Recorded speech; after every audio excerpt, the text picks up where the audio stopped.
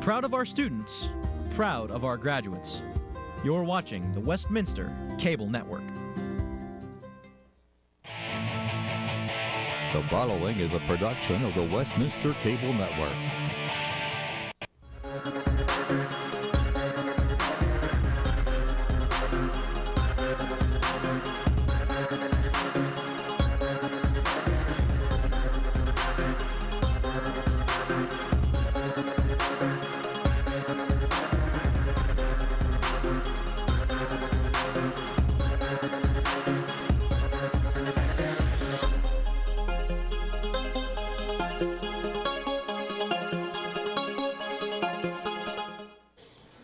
Good afternoon and welcome to Bury Stadium at Westminster College in New Wilmington, Pennsylvania. Today the Westminster Titans are going to be taking on the Carnegie Mellon Tartans. The Titans coming in at 5-3, the Tartans coming in at 4-3. I'm Tyler Helvin. Alongside me for today's game, Scott Reniger. Scott, both of these teams are coming off of bye weeks. One was scheduled for the Titans. It was predicted. The other one was not predicted, of course. The Geneva-Carnegie Mellon game was rescheduled to November 17th due to the tragic events at the synagogue in Squirrel Hill. Our thoughts and prayers, of course, go out to everyone involved with that. But both of these teams, as we said, coming off of a bye week and wins prior to that bye week. 41-7 victory against Teal for the Tartans and a 27-20 huge upset for the Titans. Well, very exciting 2 weeks ago, and as we mentioned before, you and I just kibitzing back and forth, Tyler, an off week has a variety of circumstances. As a coach, you're never quite sure how to approach it. You want to give your young men a little time off. You don't want to lose rhythm, but the one thing it does allow is for you to heal your injured players. And as we move through the middle towards the end of the season, that's always a concern, your depth. Yeah, and the Titans are actually going to be having only one game after this against Geneva, 2 games for Carnegie Mellon. So kind of an offset a little bit there. The Titans needing that rest technically less than Carnegie Mellon since they have 2 more games to go from now. Probably so, probably so. So going off of the pregame notes that we have here, a lot to go over.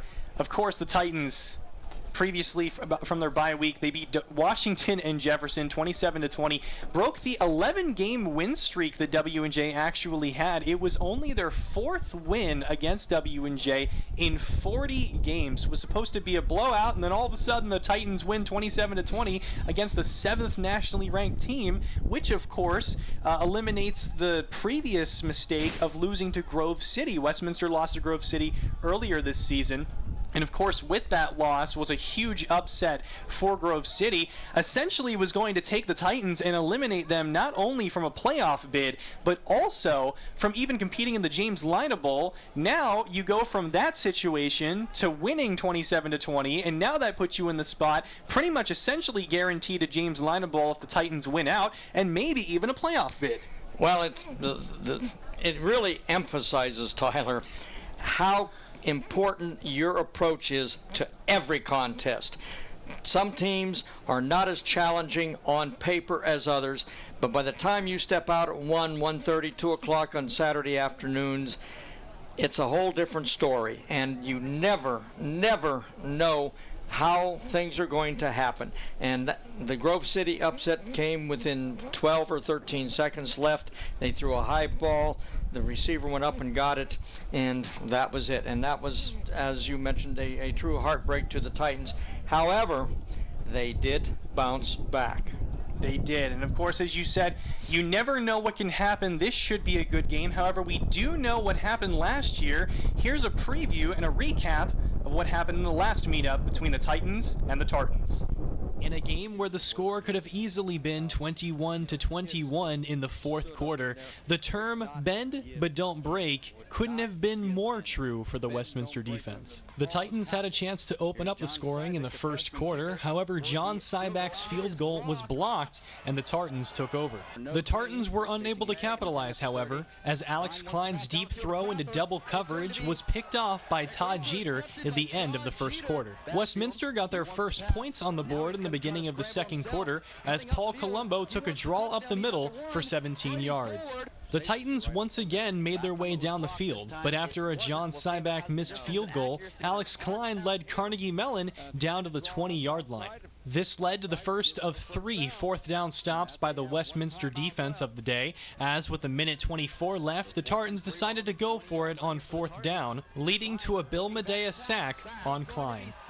The Titans would make it 14-0 at halftime. With 53 seconds left in the second quarter, Paul Colombo delivered a corner strike to DeAndre Johnson. The Tartans then got themselves on the board after halftime as their opening drive led to an Alex Klein 5-yard touchdown to Carl Mark Cum. With 5:33 left in the third quarter, facing a 3rd and 9, Paul Colombo managed to connect on a miraculous pass to Dylan Goff at the 2-yard line. This set Kim-Yu Kim up for a 2-yard run, making the score 21-7. In the beginning of the fourth quarter, the Tartans had a chance to make the score 21-14. Facing a 1st and goal from the 2-yard line, this became the second 4th down stop of the day for Westminster, as the Tartans were unable to score on all 4 downs. Once again, with 5:54 left in the fourth quarter, Jamie Greenwell would set up the Tartans with a 1st and goal at the 1-yard line. However, a bad snap on 3rd down would lead to a 4th and 38 on 4th down, which was not converted. Westminster would take over with 3 minutes left in the fourth quarter and would control possession for the rest of the game, resulting in a 21-7 victory. In a game where the score...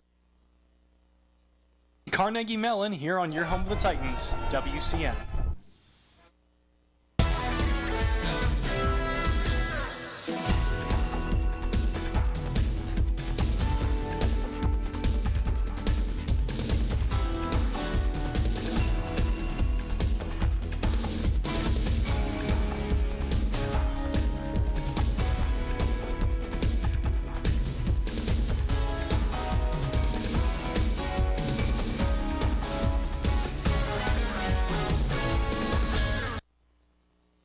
Welcome back to Bury Stadium. I'm Tyler Helvin, alongside me Scott Reniger, as we get set for kickoff. It's Carnegie Mellon against Westminster. Today the weather is going to be cold, it's going to be windy, and it is going to be potentially rainy. It's going to be very sporadic. High today of 45 degrees. Maddie Keenan will be working our sideline this afternoon. Maddie, Rich Lackner enters his 32nd year as the head coach of the Tartans. You have more on that. Thanks, Tyler. Yes, Rich Lackner, he was a standout linebacker at CMU from 1975 until 1978. He was the UAA Coach of the Year 6 times, most recently in 2015 when he led the Tartans to an 8-3 record. He's the 79th coach in NCAA history to get all 200 wins, but he's the 34th coach in the NCAA to get all 200 of those wins at the same school. He's the 11th coach in history to do so in Division III. So with CMU sitting at 4-3 today, we're definitely going to see his knowledge and experience come through on the field. Thanks, Tyler.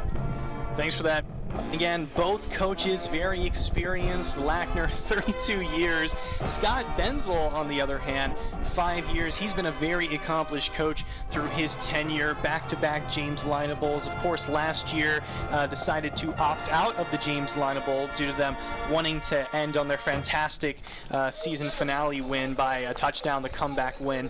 So, last game that they played against W&J for the Titans, Augustus Nicastro, 11 for 18, 112 yards, and a touchdown. Kind of found his rhythm. Hasn't really been able to get clicking in the passing game much. You know, Scott, especially, that they like to alternate between Shamon Walker and Nicastro. And both of those fellas were significant last ball game, Tyler. They both did their own thing. Shamon, of course, is absolutely a running threat as well as passing, and Augustus Nicastro is primarily a thrower and throws that good football. So, with Shamon getting in there, and then it'll be interesting to see today how Rich DeMayo chooses to use the two. We've used them intermingling very well throughout these last four or so ball games. So we have that to look. And by the way, Tyler, if you'll take a look outside, the sun is out. Yeah, the sun is out. Hopefully that is going to stick with that. There's a lot of very dark, puffy clouds out in the distance. Again, going to be very sporadic. Going to be interesting to see if the game plans change throughout the game between quarters, between it being sunny, rainy, sunny, rainy. But we were talking about the pieces that Westminster likes to use, and of course today is Senior Day, the last home game of the year for the Titans. They have lots of seniors that are going to be graduating, of course, including key players such as Travis Loster, Javon Hardy, Shamon Walker, Miguel Luis, Bill Medea, John Fitzgerald, star wide receiver Bryson Paulinelli. You got Robert Morris, Bradley Dickerson, the Marvin Lee Bariste, the whole shebang. So it'll be interesting to see next year how new players come and fill the gaps given all the seniors leaving. Fortunately, they don't have to fill it today or next Saturday, but that is the peril of interscholastic and intercollegiate football, Tyler. We get these young men for 4 years, and from that time, you know, they develop, they become part of the family, part of, at Westminster, the Titan tradition, which is extensive back into the early 50s with Coach Harold Burry, whom the stadium is named for, and you only get them for those 4 years. They're precious, they're terrific, and then you watch these young men, and then you watch them walk across Senior Terrace and get on to the rest of their lives that hopefully we've helped them to develop. Certainly, certainly. And of course, Bryce Hill, one of the key players of the Titan team, we talked about him in pregame. We said he might be hurt. He was having a little bit of trouble with his ribs. If that is the case, the Titans are going to turn to Tyler Green, Keanu Grice, and Isaiah Canton. Last game against W&J, Tyler Green had a career-high 85 yards. Keanu Grice had 12 carries, 49 yards, and a touchdown. And freshman running back Isaiah Canton, who they like to use him on goal line situations, scored 2 touchdowns. Absolutely, and I think this has kind of been an earmark of the Benzel era at Westminster, developing more than the frontline players. And you just listed a number of reasons on those seniors that are going to be graduating, etc. Your depth is always so very, very critical, and fortunately with Bryce kind of favoring those ribs, don't know whether we'll see him today or not, you have to move on. As they say, next man up. That sounds like a kind of a trite statement in that, but you always have to be ready. And I think one of the most difficult positions to play in football is the next man behind the starter, because you have to be ready mentally, physically, emotionally, and you may or may not get into the game. But when you do, you have to produce. As we go out to the field now for the coin toss, note that all captains are seniors today, featuring Jake Gard, Bradley Dickerson, Robert Morris, and Bryson Paulinelli. Or actually, no, that is Michael Kurtz out there. My apologies. Bryson Paulinelli is not out there. Carnegie Mellon will have the opportunity to call the toss, and they'll call it before the referee flips it. They'll obviously call heads or tails, as he's showing them right now. And then it will be interesting to see whether Carnegie Mellon, if they win the toss, receives or plays defense, so they get the choice the second half. And of course the loser of the toss will get the choice then at the beginning of the game, and certainly you'll receive. You never want to give the football up twice. There's the toss, and he's going to Carnegie Mellon, I believe. No, he's going to Westminster. Carnegie won the toss and is elected to defer to the second half. Okay, there's the comment. So it appears that Carnegie Mellon chose to defer. Westminster is going to start off with the ball. They're going to receive, which is certainly something that does not really surprise me. However, whenever you look at the Carnegie Mellon defense, they are ranked 8th in the pack, 8th out of 10th. Meanwhile, the Titans are first. So if there is going to be any kind of situation where Carnegie Mellon can get a victory, on paper they are very close in every other category. 4th on offense, 4th on defense, and 3rd on offense, on total offense for the Tartans. For the Titans, it's 3rd, 2nd, and 6th. But it's that total defense, 1st to 8th, which is going to be the factor here today. Oh, definitely, definitely. And Westminster, as most, let me use that term, most teams turn up. Great defense is essential. Competent, selfish offense. When I say selfish, I mean keep the ball away from the other team.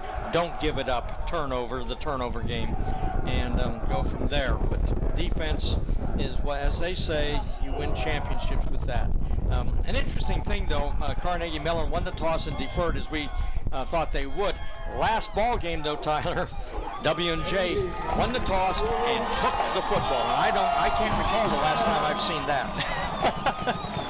Yeah, it's funny, in the early 2000s, that was pretty much guaranteed. You would always receive, and then the further along, football evolved into the 2010s, you see most of the time people choose to kick. They want the ball second half almost all the time, because you figure that actually makes sense. If you play well, you want to keep the momentum, but if you play badly, it gives you time to reset and lets you kind of strike first. Exactly, and as we've said many times through our broadcasts, not only this year but through the years, Tyler, you like to see what adjustments you may make after having played 30 minutes, half of the football game.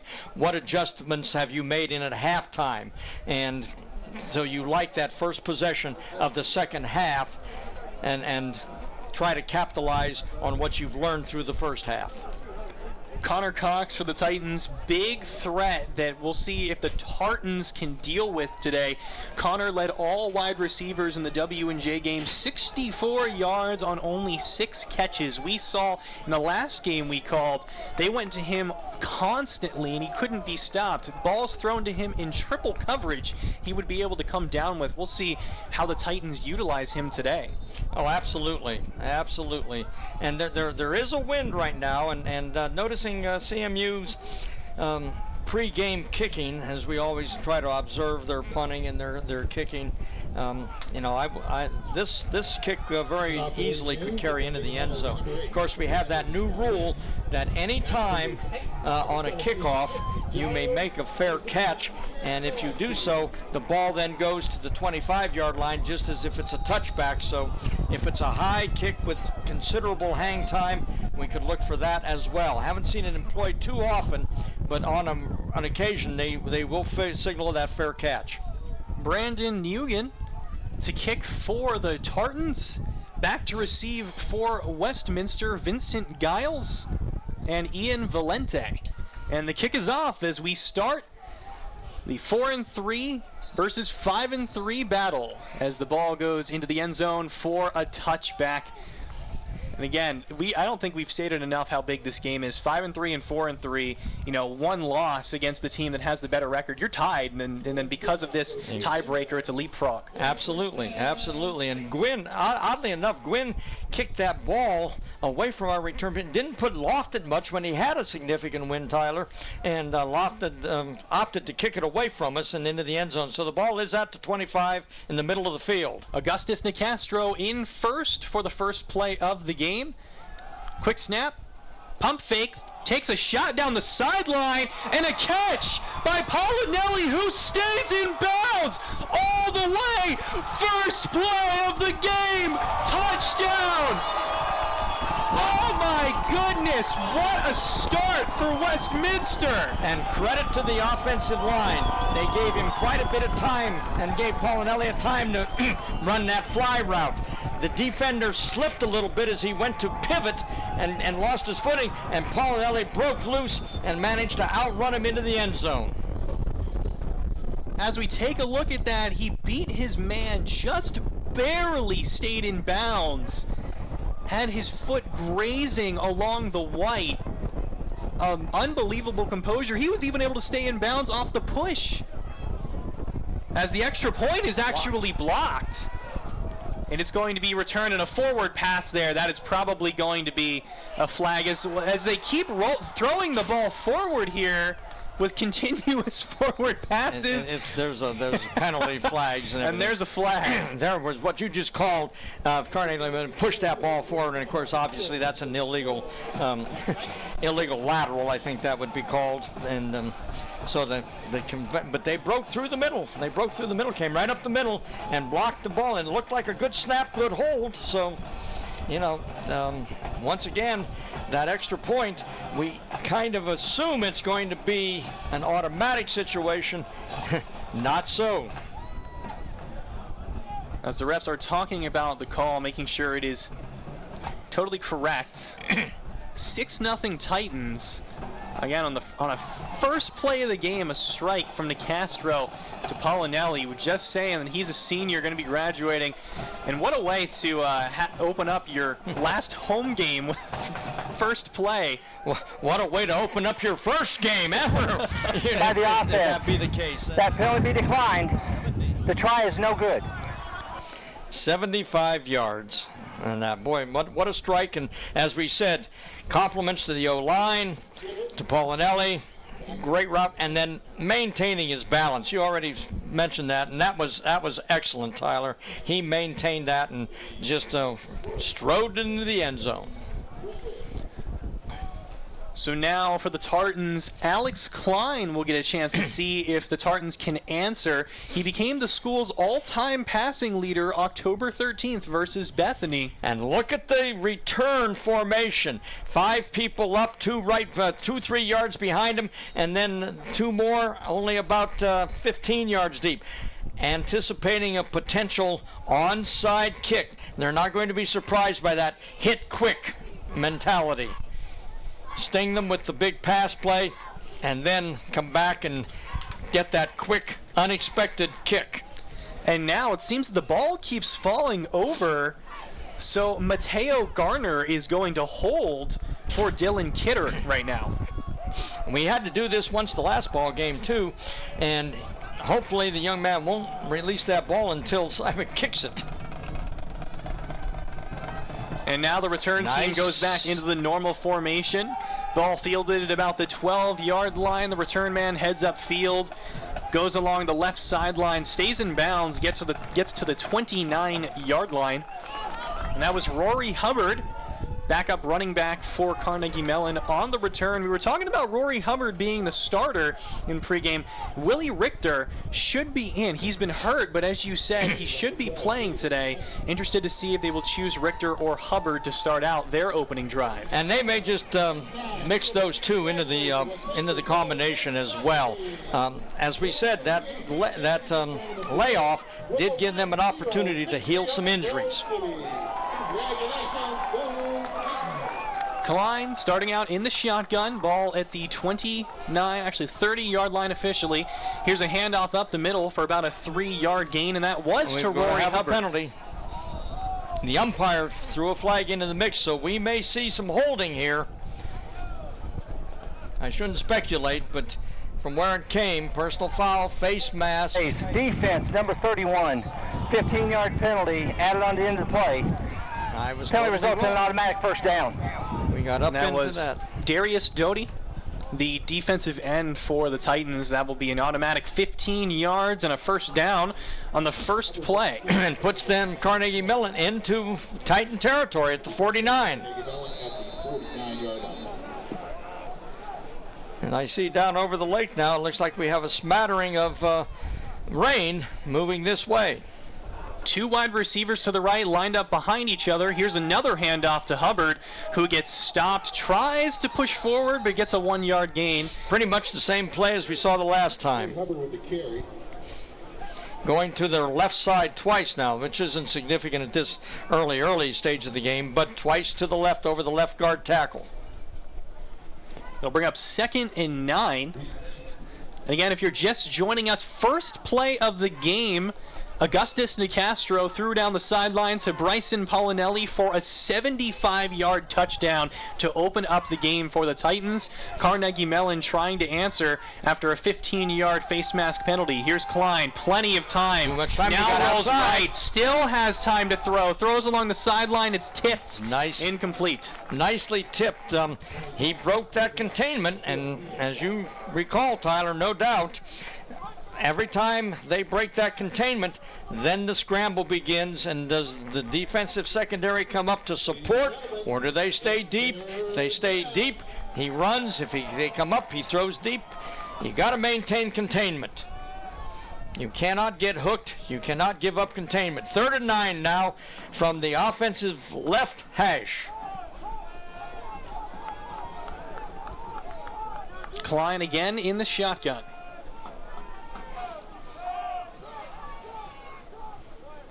Drops back to pass.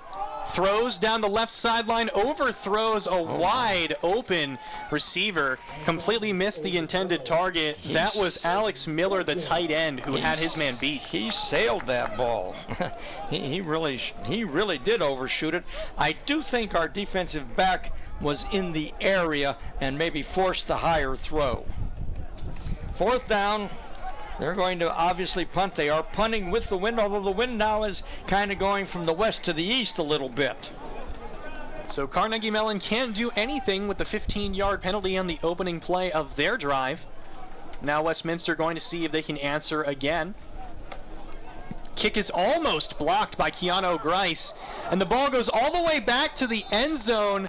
Looks like Connor Cox couldn't get it. It's going to be a touchback, and that was almost really close. I think Connor Cox tried to pull his hand down, because if he would have touched that, that would have been a live ball and a touchdown for Carnegie Mellon. Exactly.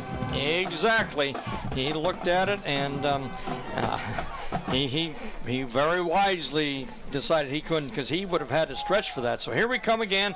The ball on the 20-yard line, middle of the field now. Can it hit twice in a row? Putting Connor Cox in motion to the left. Nicastro in the shotgun. Hands it off up the middle to Tyler Green, who gets stopped at the line, just like Hubbard did for the Tartans. It'll bring up 2nd down. And Carnegie Mellon will probably put just 3 down linemen up there. We can see them from here. And then their crew of linebackers, 4 linebackers and 4 deep, 2 corners, 2 safeties. But they will bring 5 and 6 on occasions. They are covering the center with a middle guard.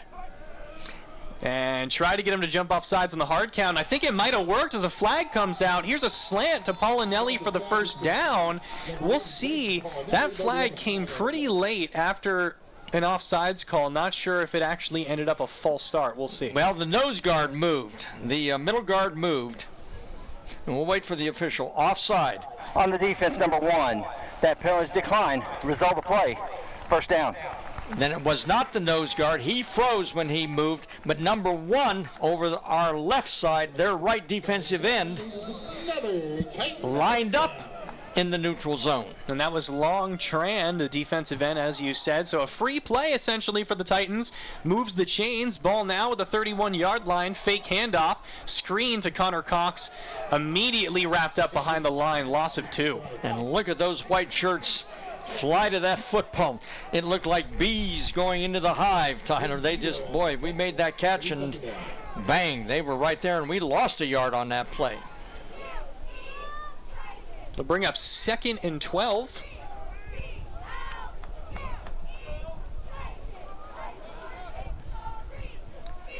Titans on the right hash. Here's a fake handoff. Pressure. Blind throw to Javon Hardy. Intercepted. A backhanded falling over interception by Carnegie Mellon. What a play by the corner. That was Ethan Anderson coming up with it. There was contact there. There was a collision, but it was not interference. It was just body collision. Of course, each player is allowed to run with the play, and there was no grabbing, no holding, things of that nature. So now the Titans are on defense. We did get beat on the left side that time. The right defensive end had extreme pressure coming, and Castro had to get rid of the football. did not get the throw that I'm sure he was looking to try to get in there. And the crowd initially wanted a flag, but that ball was just underthrown. It was just a fantastic coverage play by the corner. So Carnegie Mellon takes over at the 35-yard line after the Titans can't score on their second drive. Here's a handoff to Hubbard again, who stopped for a 1-yard loss. And Tyler, you might want to mention what Carnegie Mellon does when they win the turnover battle, and that was the first turnover of the game. The Tartans are 54-11 when winning the turnover battle since the start of the 2006 season. They are 2-0 this season when they win the turnover battle. They're 1 up so far, so defense has to dig in right now again, as they did on that first series.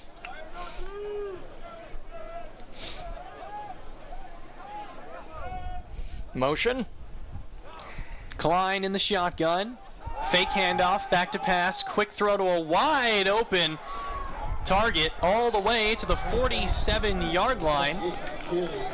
13 cleaned out that time, number 13, which is one of the key players. That was Kerry Tomasetti, the tight end on the reception for the Tartans. And number 13 is a big young man, and they'd like to keep him on the field, and he cleared out. He came down and blocked on that and cleaned out the zone for the throw.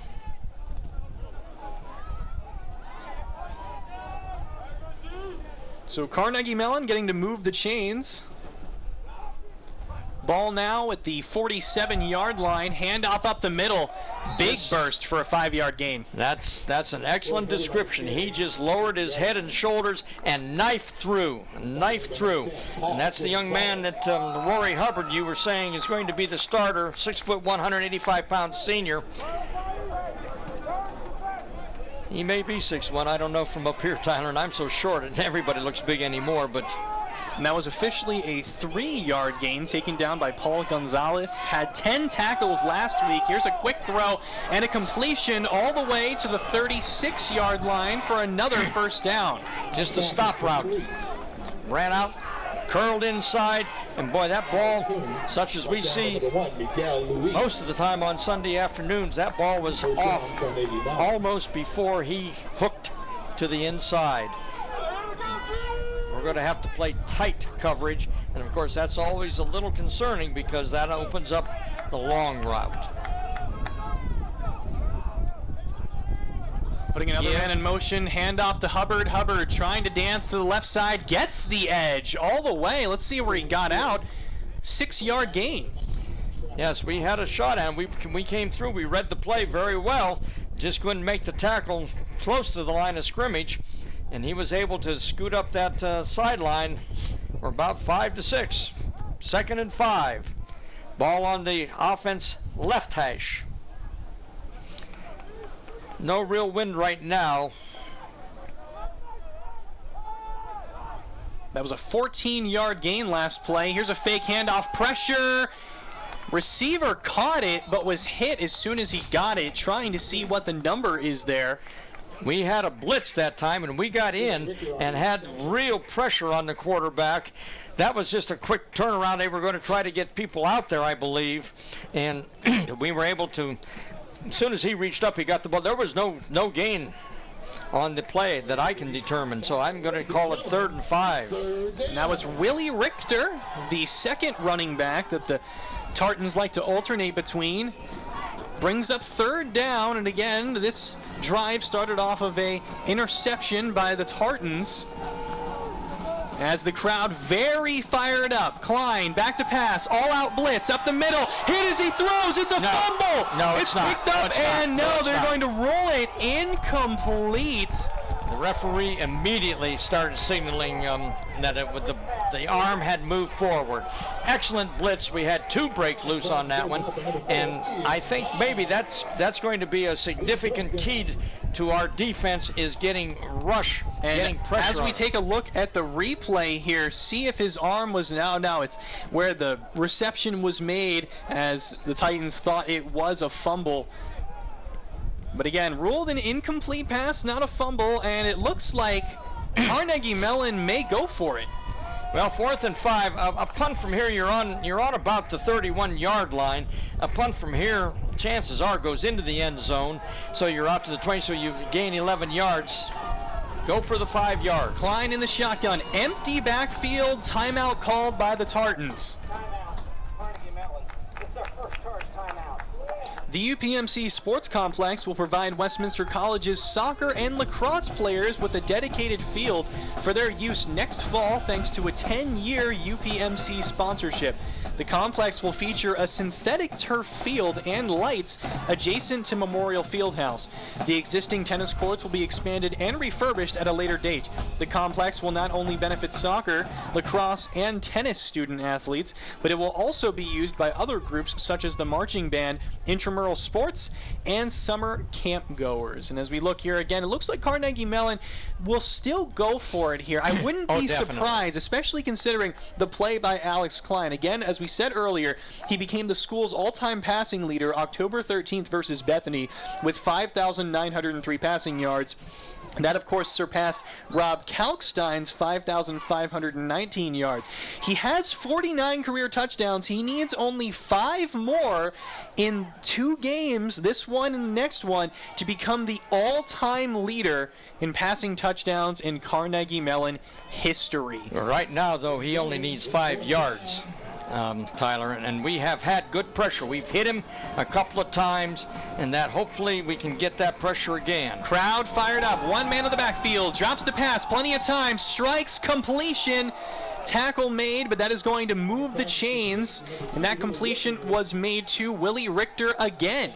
That may be their favorite receiver, and Coach Mike Miller kind of compared him to a professional player yesterday when we were talking, and they like Willie Richter. And I've noticed one thing too, they have him with people around him too, kind of clearing out the space for him to get the football. Klein again in the shotgun, trying to answer. It is 6-0. Here's a handoff to Hubbard, who gets along the edge for a 6-yard gain again. Interesting going down that side that time. It looked like our defense was having a little trouble getting away from some of the CMU blockers. Some of the interference coming in front of the runner. We were moving that way. We read the play, but they picked up 6 yards. Now Carnegie Mellon in the red zone, ball at the 16-yard line. Again trying to answer, down 6-0. They could be up 7-6. John Syback's extra point was blocked on Westminster's score. Here's a give to Richter, who gets a first down again. Just gets to the sticks. Very, very quick young man. 5'7", 180. Not a large player by any stretch of the collegiate imagination, but very, very quick and fast on top of it with excellent hands. They tabbed him, Coach Miller tabbed him as their go-to man, and they certainly have been that. He's been that so far. Now they're wagging the plays in from the sideline. No huddle. We have seen that numerous times this year. Case Western, Washington, and Jefferson. Westminster's defense is first in the pack. Here's a fake handoff, a throw, and catch. Jump catch made by Richter again. To reiterate, he is the running back on Carnegie Mellon, but it seems they love to utilize him as a receiving threat. Well, they haven't had him into the backfield. When they have given him the football on runs, he has come in motion, and he's split again now to the offense's left. Looks like he's going to be the inside of a twin formation.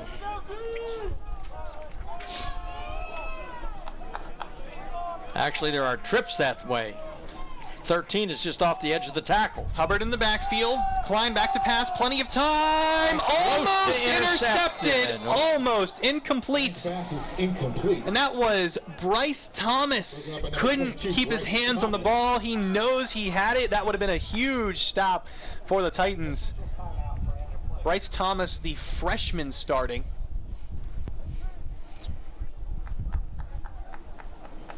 And I believe a timeout was called. Can't figure out which team called it. I can't either.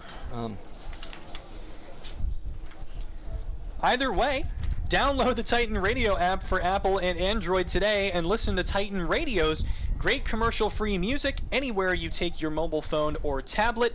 Also get access to news, sports, special podcast content, and a whole lot more. Just search for Titan Radio on the Apple or Android App Store. Injury timeout. Injury timeout, not a charge timeout.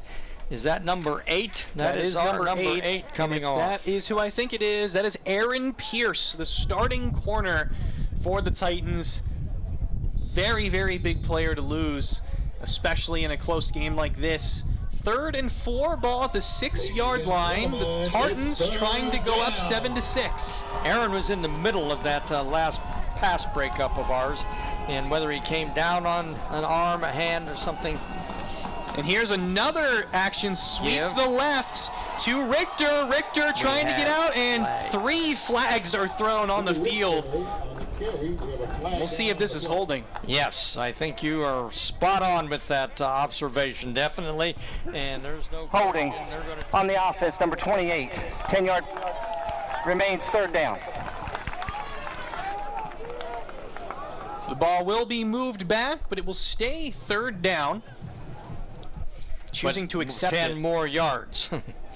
So that'll make it 3rd and 15. 3rd and 14. And Scott, in that situation, it would have been 4th down. Would have been about 4th and 2 or 4th and 3. Are you happy with the accepted call? Absolutely, absolutely. In the red zone like that, Tyler, there's that took no time for Benz to make a decision on that one. Move them backwards. They're now on the 20-yard line. So because it comes from the spot of the hold, actually, the spot of the foul, and move them back. We've already seen them make a 5-yard 4th down play. We didn't want to give them a shot at a 4-yard 4th down play, and that's injury did allow them to set something up, and fortunately, that hold, and we had read that play very effectively. Our defense, our pursuit was really streaming to that sideline. So now the crowd all fired up for the Titans. Can they stop them on 3rd down? And you can pretty much guarantee they'll go for it on 4th down. Trips to the right, split end left. Klein back to pass. Westminster bringing the edge blitz.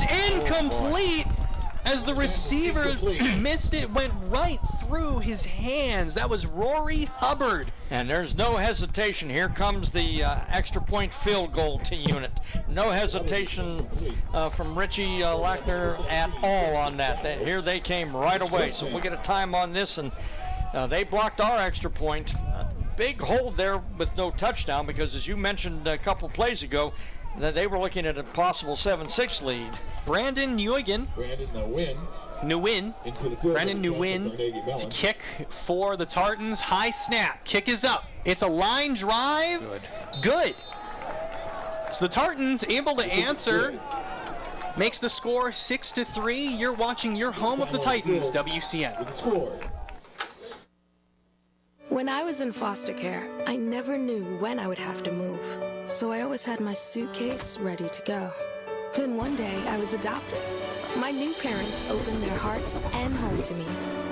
My parents cook my favorite breakfast for me every morning.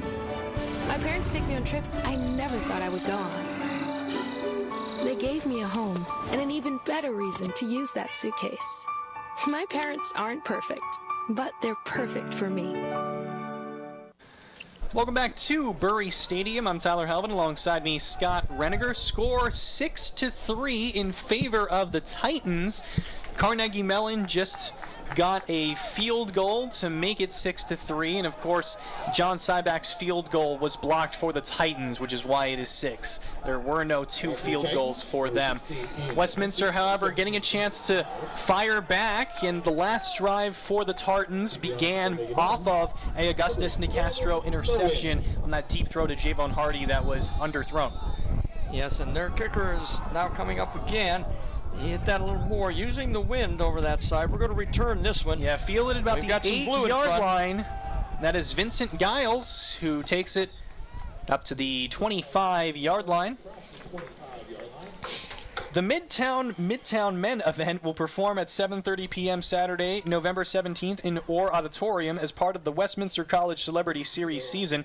You won't want to miss this one-of-a-kind concert experience celebrating the music that defined the 1960s.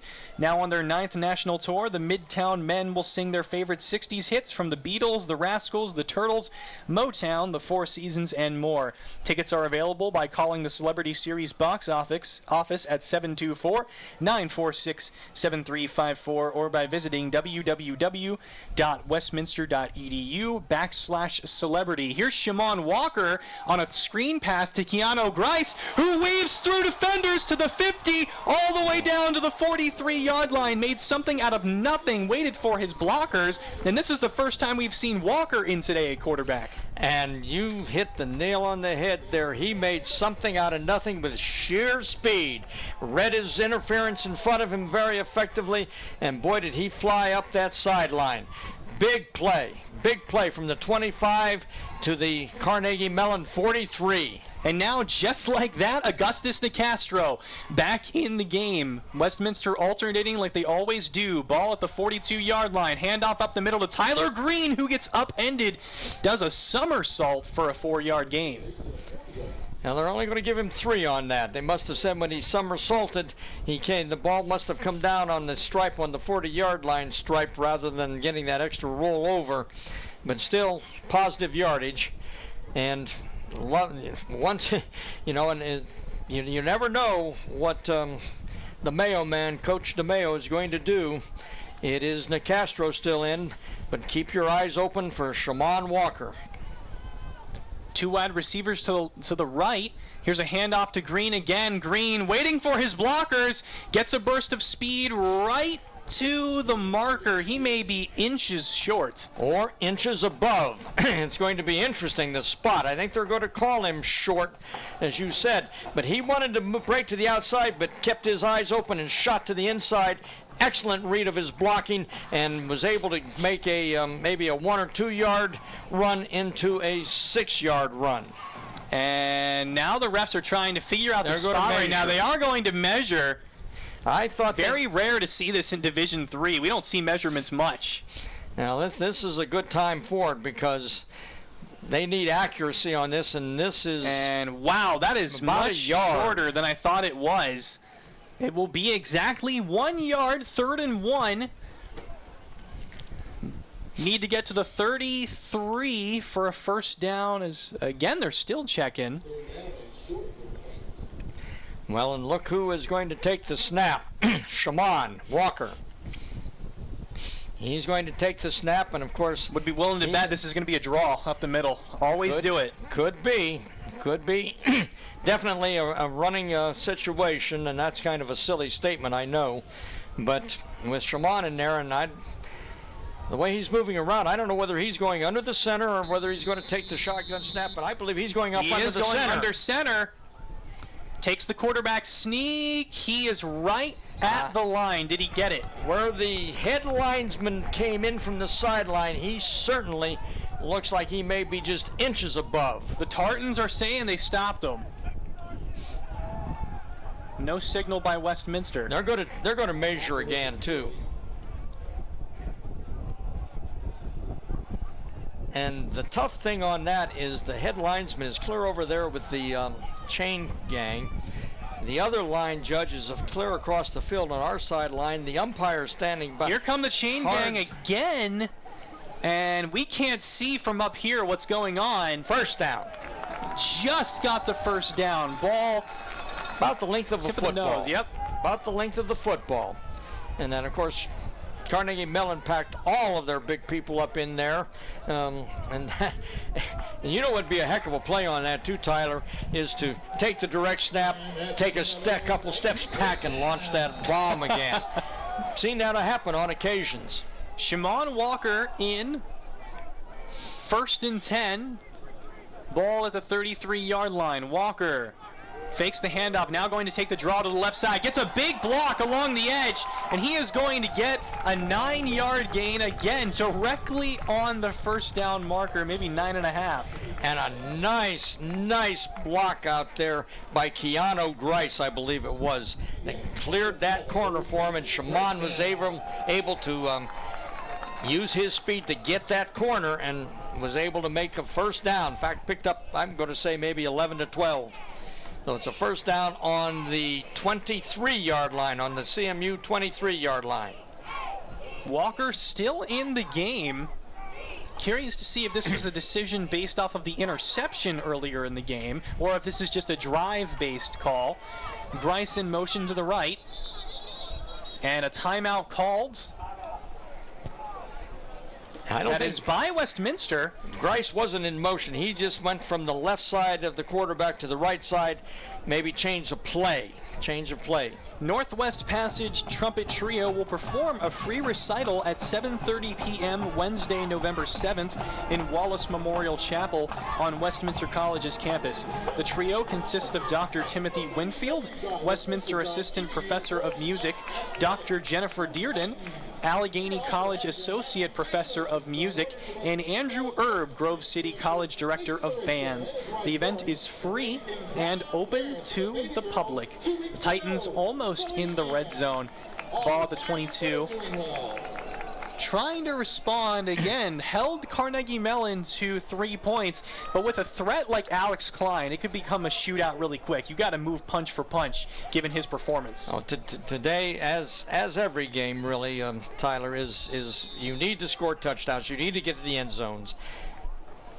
Shamon hands it off to Grice. Grice has a huge hole, but a great open field tackle for a 7-yard gain. He was going to break away, just got his leg grabbed. He was. That was a touchdown saving tackle, one-on-one tackle by the CMU safety out there. And, because Grice was on his way. Now a no huddle. Walker again in the shotgun. Going to hand it off to Grice. Grice trying to weave his way in, stopped at the line. Third down. Pursuit from the inside came in. Pursuit, that's going to be a third down. It's going to be a third, and I'm going to say one from where the head linesman is standing. Ball looks to be on about the 19-yard line. And I believe, correct me if I'm wrong, I just realized, given if they don't get this, they'll probably go to Syback. He has a good leg, but I think every single game we've called has had either a blocked extra point or field goal by Syback. He has a very low drive to his kicks. Walker under center. Fakes the handoff, rolls right, going to try to get along the edge, can't get there, didn't have enough speed. He got caught by number 33, I believe it is. Number 33 on the defense, maybe not. And the safety, Parker Mellett, coming in on the blitz along the edge, able to make the play. And they are going to put out Syback to try to make it a 9-3 game. I don't think the wind is going to affect this kick one way or the other. It's blowing a little into Syback's face, but this will be a 32-33 yard field goal for Syback. Able to hit from 37. Kick is up. It's low. It's good. Syback, 1 for 1 on the day, makes it 9-3 Titans. Pretty good blocking on that one. That kick took about 1.37 seconds, which is just a teens over the danger zone. But he did get some loft. You mentioned that he sometimes has a tendency to drive the football rather than loft. At that time it got up, and it was, if it wasn't dead center, Tyler, it was very close to it. So now he's going to be kicking longer into the wind, as he had to do after our first touchdown. Now Carnegie Mellon not as well. Yes, they are. Look at this. This is an interesting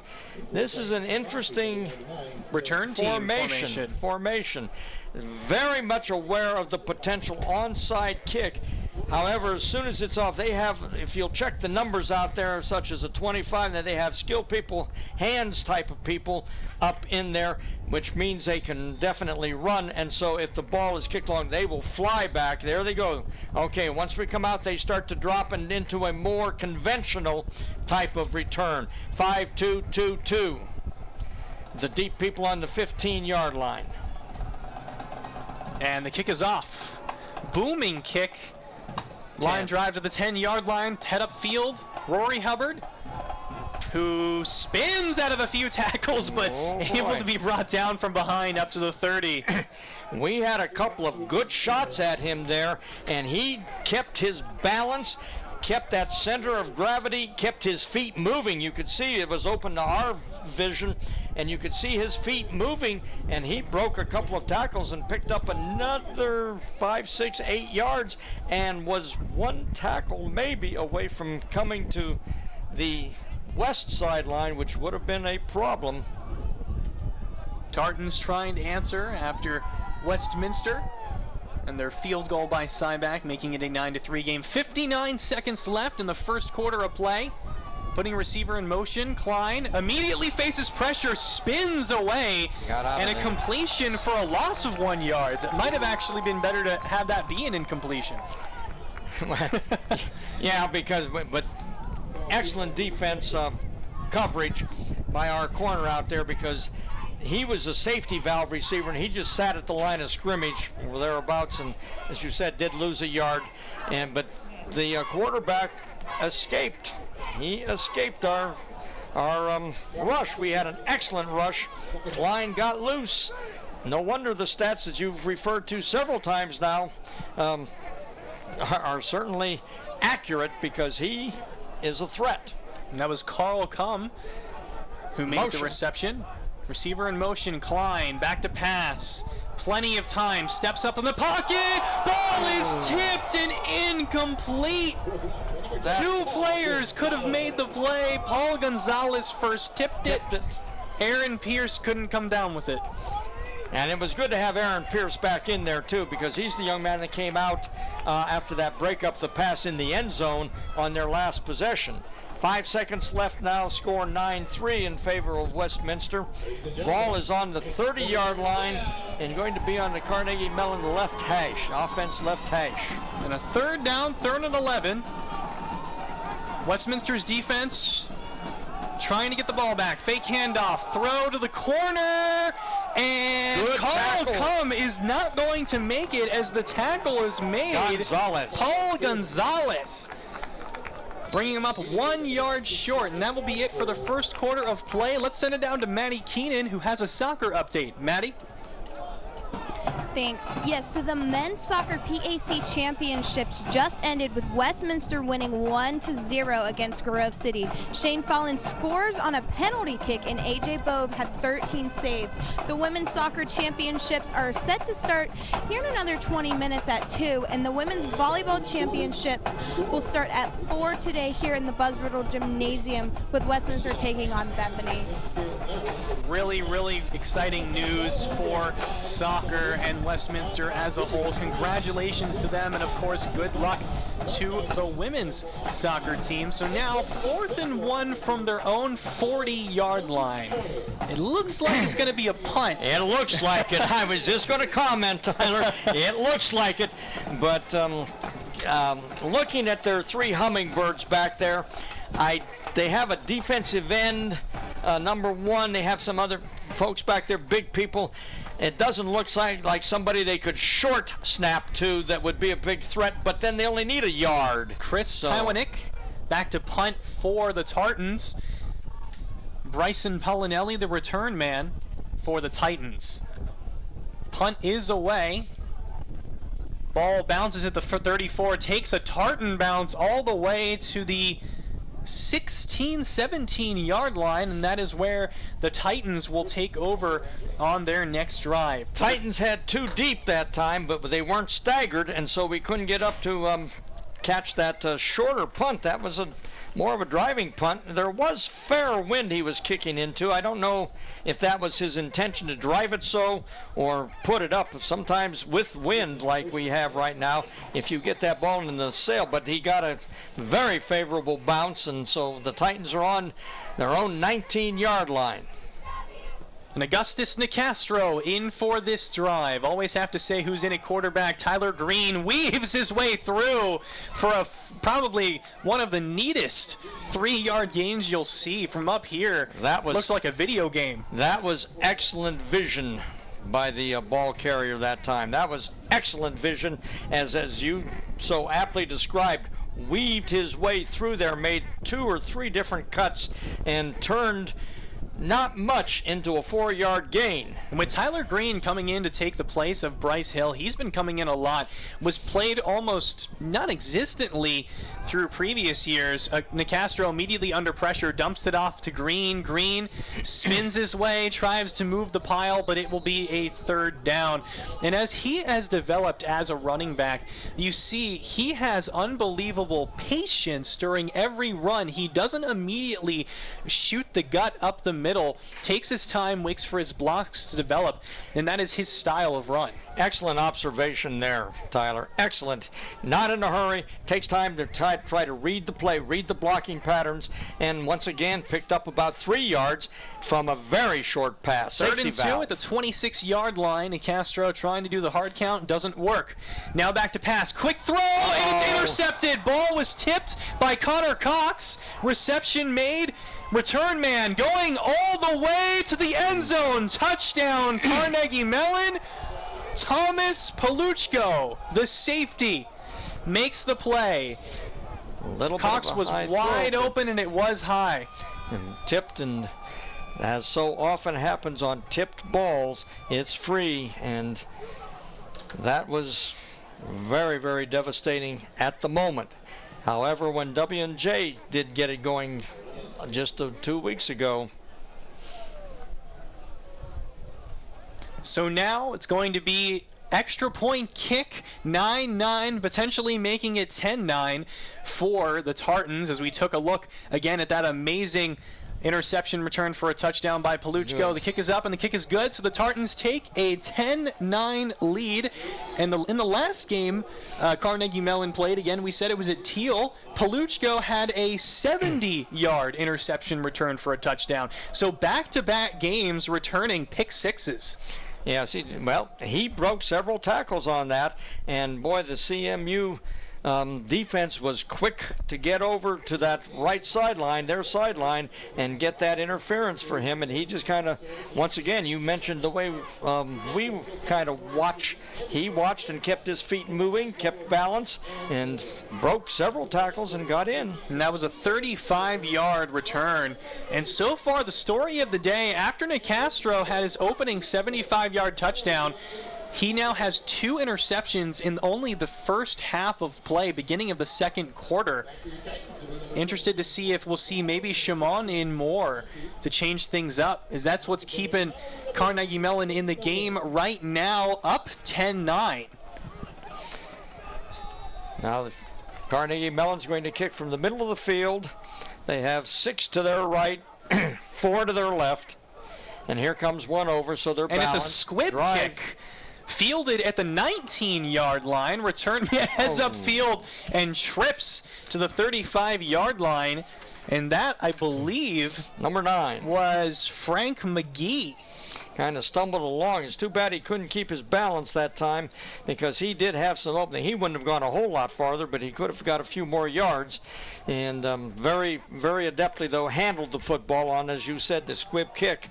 And sometimes those can be difficult to handle. I believe that was Joseph Meinert, 2 number 9s. Meinert is the running back. I would think they have him on the special teams field.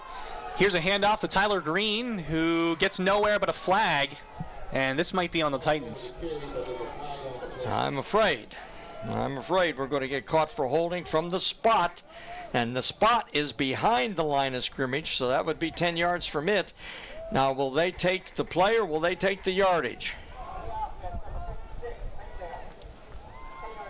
Remains first down. We're going to take the yardage. That was, let's see here, almost read the Carnegie Mellon roster. That was Cameron Micah, the offensive tackle, had the penalty. It will set the Titans back, certainly trying to answer now in their first non-lead of the game, down by 1 point. And again, Scooter, this game could be tied, given John Sabak's extra point was blocked. Oh, absolutely. Those are always devastating, really. Nicastro in the shotgun. Quick throw to the left side. Hits Paulinelli. But it was too much of a floater. Had a lot of time to run, but the ball was in the air for way too long. and it was very much so towards the sideline as well. And we picked up about maybe 7 of that yardage. And that was Polinelli being able to stay inbounds, tiptoed for quite a few extra yards, as it is 2nd and 3. 2nd and 13. Or 2nd and 13, excuse me. Nicastro again in the shotgun. Back to pass. Quick throw. Ball tipped. Incomplete. 44. Fantastic play by Quinn Zito. Connor Cox was quick after it, after the defensive back tipped it, but it was too far out of there. He didn't try to intercept or bobble. He just banged it into their sideline. That makes it 3rd and 13 now from the 32-yard line, the Westminster 32-yard line. The sun is out again. The sun is out. Nicastro back to pass, plenty of time, takes a strike, overthrows Connor Cox again, and that will bring up 4th down. For number 42, their linebacker was really kind of in the throwing lane. He didn't appear that he was directly into the play a lot, but he did force a little bit higher throw than what I think Augustus would have liked to have delivered. Quick snap. The punt is away. Got it up. It's a booming kick, and the return man immediately thrown to the ground, and a flag, but I didn't think that was a personal foul. Unless the return man called a fair catch. I didn't see it. I didn't either. Let's see what the call is. They're calling interference with the opportunity to catch the football. That's that motion by the official. Kick catch interference on the kicking team, number 50. 1st down. And a rather interesting call, as there was no contact made prior to the catch. At least if it was, maybe a hair grazed. Well, they did away with the halo call, which was so terribly difficult to try to determine. They did away with that several years ago because that was just a real problem, that halo 3 yards around the return man or the kick catcher. And we might have been inside of that, but I couldn't see any contact. But then that official is much closer than we are up here. Give. Here's a handoff up the middle to Hubbard. Gets nowhere. That was just a straight, almost I formation give. It's funny, Scooter, we were talking prior, Dawson Porter, the freshman punter, one of your favorite special teams players for the Titans, is actually hurt today. John Syback is punting for him. And turned over a beautiful kick on that play. We got down there and just maybe a little too enthusiastic. A little too far. Ball at the 42-yard line of Carnegie Mellon, putting a man in motion to the right. Klein in the shotgun. Fake handoff, back to pass, takes a shot down the sideline, got the height advantage. It's intercepted. He took it away. It's taken away. Wait a minute, was that a catch? Was that down? Were we down with the football? Jamie Greenwell, they're saying, came down with a completion. The ball was ripped away by the Westminster corner. And this is going to be really interesting to take a look at right now, as that was initially an interception. Our sideline's not animated, so they must believe it too. Wow. Or else Jamie Greenwell just snatched it. Here's a handoff to Hubbard to the left. Hubbard gets some room up to the 14-yard line. He cracked that outside lane. He beat our leverage. And Vincent Giles was the one who got the ball snatched on that reception. That is definitely the catch of the game. One of the best catches you will ever see. Just ripped it away. And again, Greenwell had the height advantage, but man, did he have the strength advantage right there. Pulled it away, yes. And leverage because of that height you just mentioned. The leverage with that, I'm sure, came into play. So now ball at the 15-yard line. Carnegie Mellon trying to score again. Fake handoff. Klein intercepted. This ball is intercepted. And now the return man heads upfield. This is Vincent Giles, the one who had the ball ripped away 2 plays ago. He has more blocks all the way for a Westminster touchdown. No flag. flags. What a way to redeem yourself. You talk about redemption, that is on the field right there. Unbelievable. It really is. It really is. And now Coach Benzel has a decision. Do we kick or go for two? I see Cybeck out there. But even with Cybeck out there, do we have a fake? I'm sure we do. Whether we utilize it or not, we'll find out. And an entourage of Westminster players was with Giles. Unbelievable. Cybeck is going to kick. The kick is up. And it's good. So after Carnegie Mellon were threatening to make it 17-9, instead it is 16-10 in favor of Westminster after a huge reception return. That was 92 yards by Giles. And I'm going to be honest with you, Tyler. I was following the ball over here on the left side, and the quarterback pulled that ball up. Klein pulled that ball up and threw, and great credit to the secondary. They read their men. We were all over that play. Thank heavens. And then what a great job of picking up interference. He zigged, he zagged a little bit, and we had interference in front of him. He didn't get into rushes, you've already mentioned, with other players. He read it. I thought he was going to get hit maybe around midfield. Not so. He just kept his feet going, kept his eyes forward. Terrific job of catching, reading, catching, intercepting, running the football. Great play. Great play. That was an opportune time. That was great awareness by the blockers for Westminster. Immediately headed upfield when they saw that ball was picked off, and he had to weave through his blockers. It just everything developed, and that's exactly why he scored, because he had 5 people blocking for him. Absolutely. So now Klein will immediately get a chance to see if he can redeem himself, however, as just like that, Westminster gets a defensive score. Ball over the head of the return man, and it's touched, and the ball is going to go out at the 1-yard line because of the tip.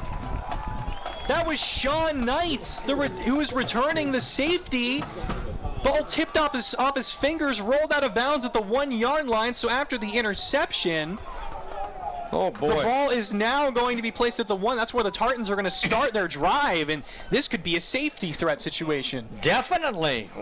And you know, not to be critical of young men on the field net, but what a mental mistake that was, because that was, as we've mentioned before today, such a difficult thing to hit those make those catches on those types of kicks, those driving, and they're not perfectly end over end, and then he was thinking it was going to go to the end zone, maybe. No, the Tartans pinned deep, and look at this. Klein is in the shotgun right now, pinned at his own 1-yard line.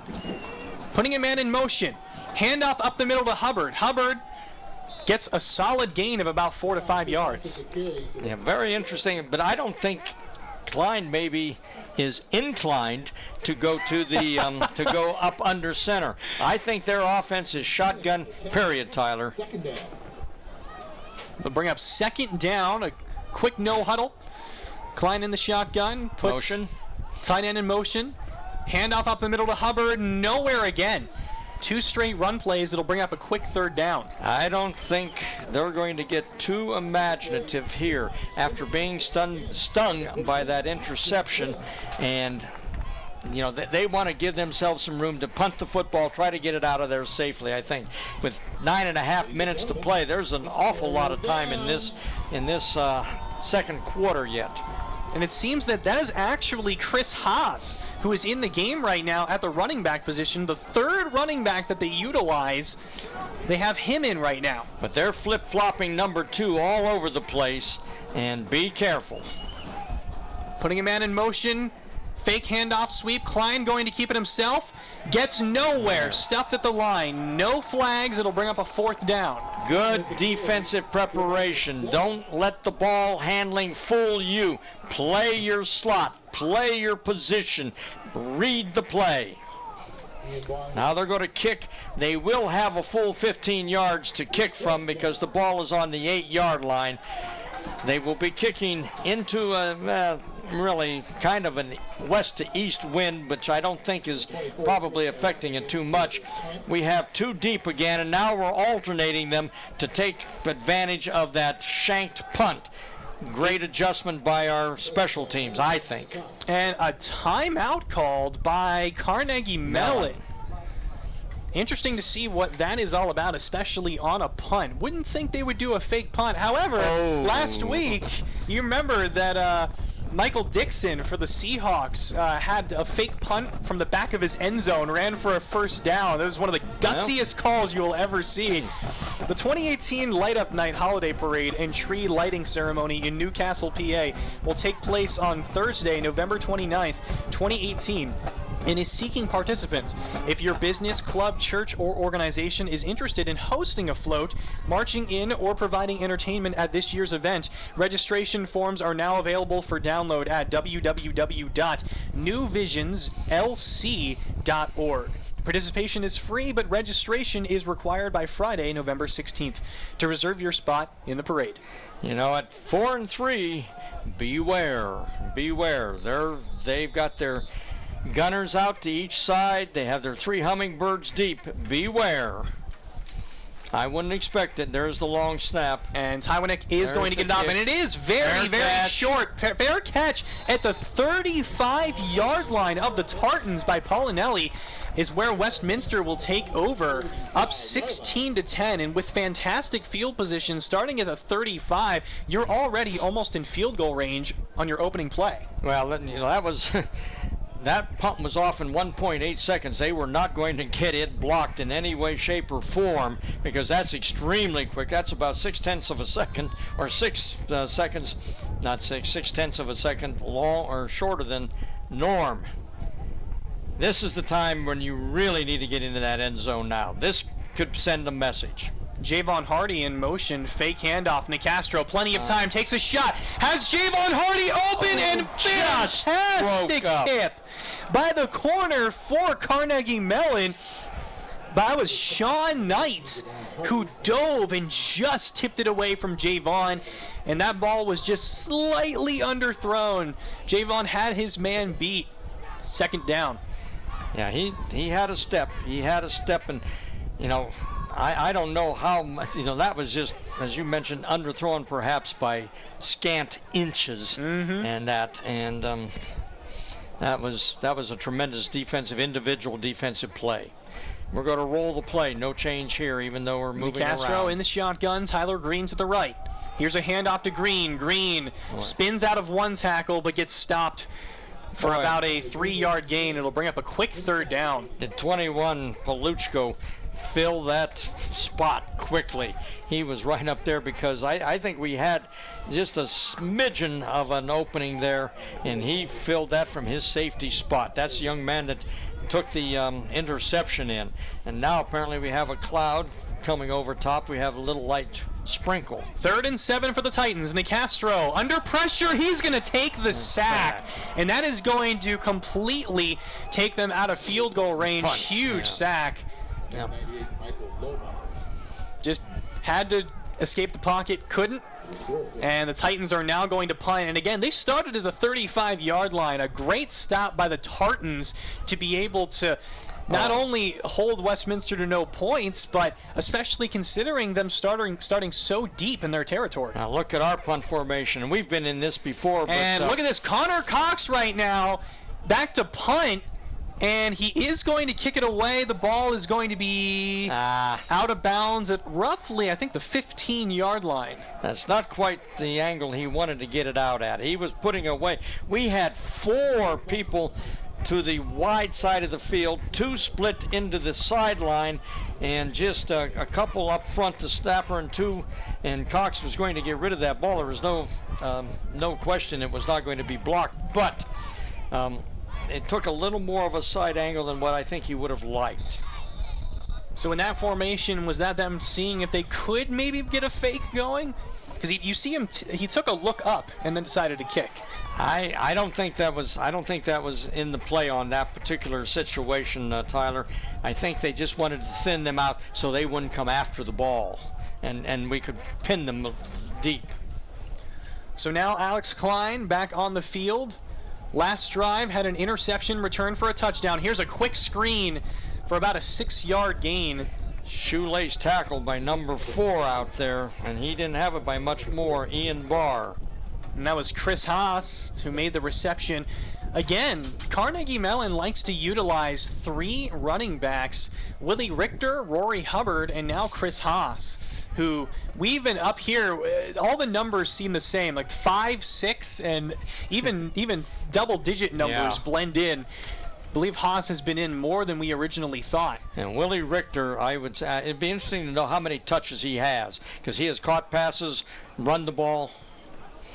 Handoff up the middle, stuffed at the line. Nice fill. Nice fill there. I can't number. It looked like, I'm going to say John Fitzgerald snuck in there real effectively and made the play.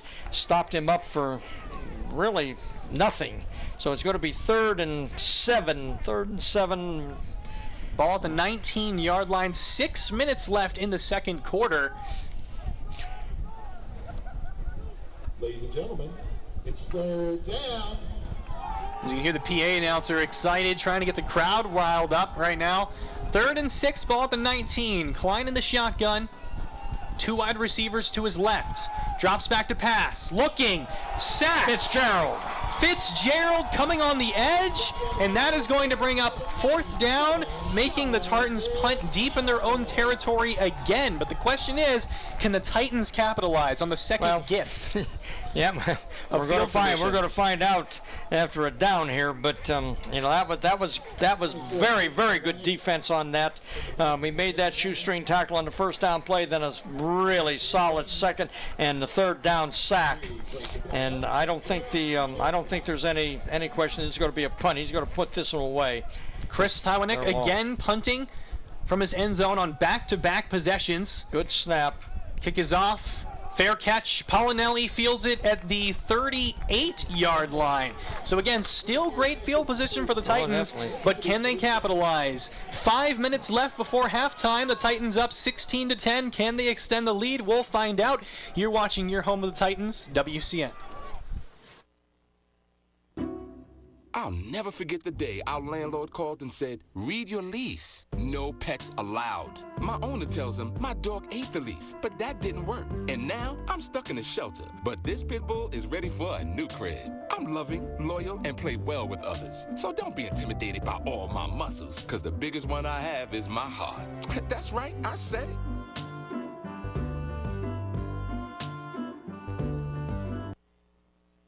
Back to Bury Stadium, Nicastro opening drive here. 1st down to Javon Hardy on a quick curl route. Yep, nice little curl in there, snuck inside, and boy, Augustus got that ball to him quick, and really, Tyler, Javon was just a teens away from breaking, and we know with his speed, he can roll. He can roll for sure. He's moving wide to the left now. Ball at the 26-yard line, 4:35 left. Titans trying to make it a 2-possession game before halftime. Nicastro in the shotgun. Hands it off up the middle. No, he's going to take it himself. Gets tripped up. Had some room. Gets a 2-yard gain. Great tackle made by the lineman there.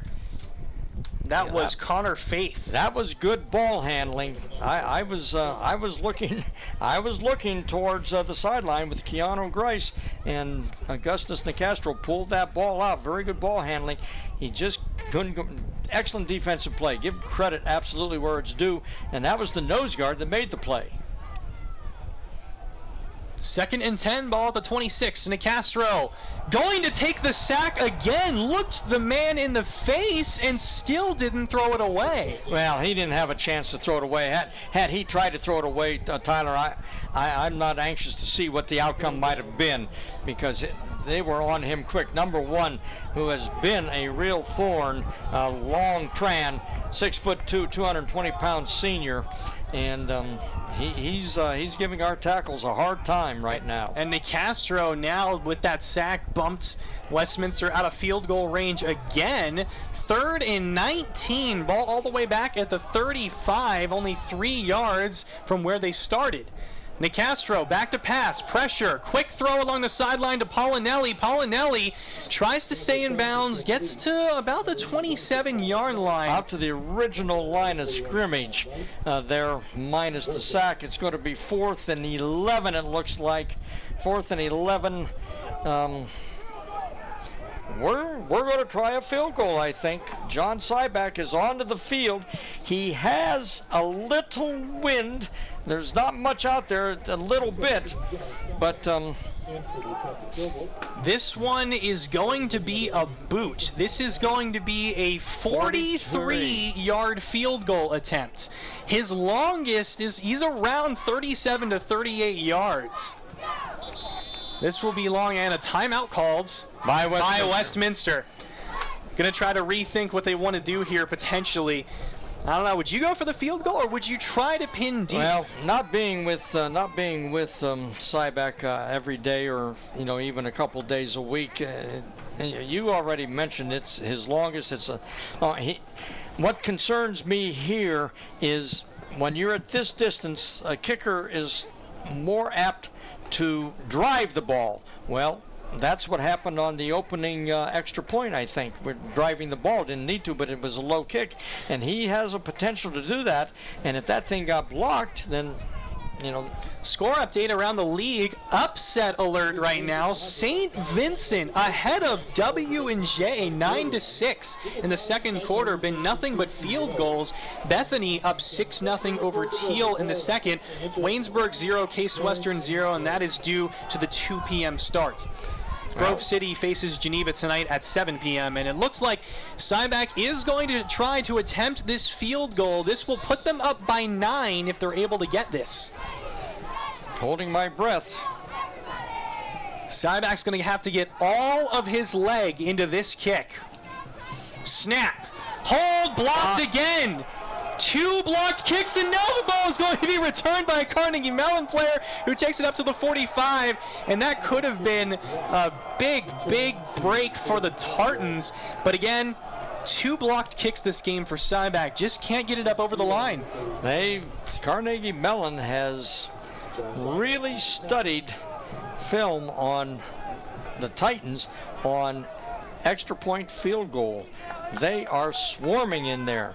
They have almost abandoned the fake kick fear, the concern of that, and they are just really rolling in there. They're coming in from the sides up the middle. What's tough is they're coming up the middle some, and that's where that low kick is, and now they're in. They're on the Westminster 46. Back-to-back drives. Westminster started at the 38 and the 35, comes up with 0 points. Huge testament to the Carnegie Mellon defense. Here's a handoff to Chris Haas. Haas breaks a couple tackles, fights his way for an 11-yard gain and a first down. He ran right through our number 90, right through Joey Lane. And Joey normally is pretty solid on it, but he can't grab him and drag him down, and that was an 11-yard, 12-yard gain. The ball is moving to the 35-yard line. They haven't marked. 2 minutes left for the Tartans. Plenty of time to score and potentially not give the ball back to the Titans with time for them to try and answer. Klein in the shotgun. Puts tight end in motion. Now motions him back. Handoff to Haas. Haas, a big hole, slips out of the open field and gets taken down for about a 4-yard gain. That's another thing you don't see very often is a missed tackle by Paul Gonzalez. He just broke right through that. They're very, very slick back there. You know what they do, Tyler? I think they're keeping their balance. They're keeping that center of gravity and their feet under them and feet moving, and they're using that what used to be called the old dead leg, and you're ending up with air, and very effective running.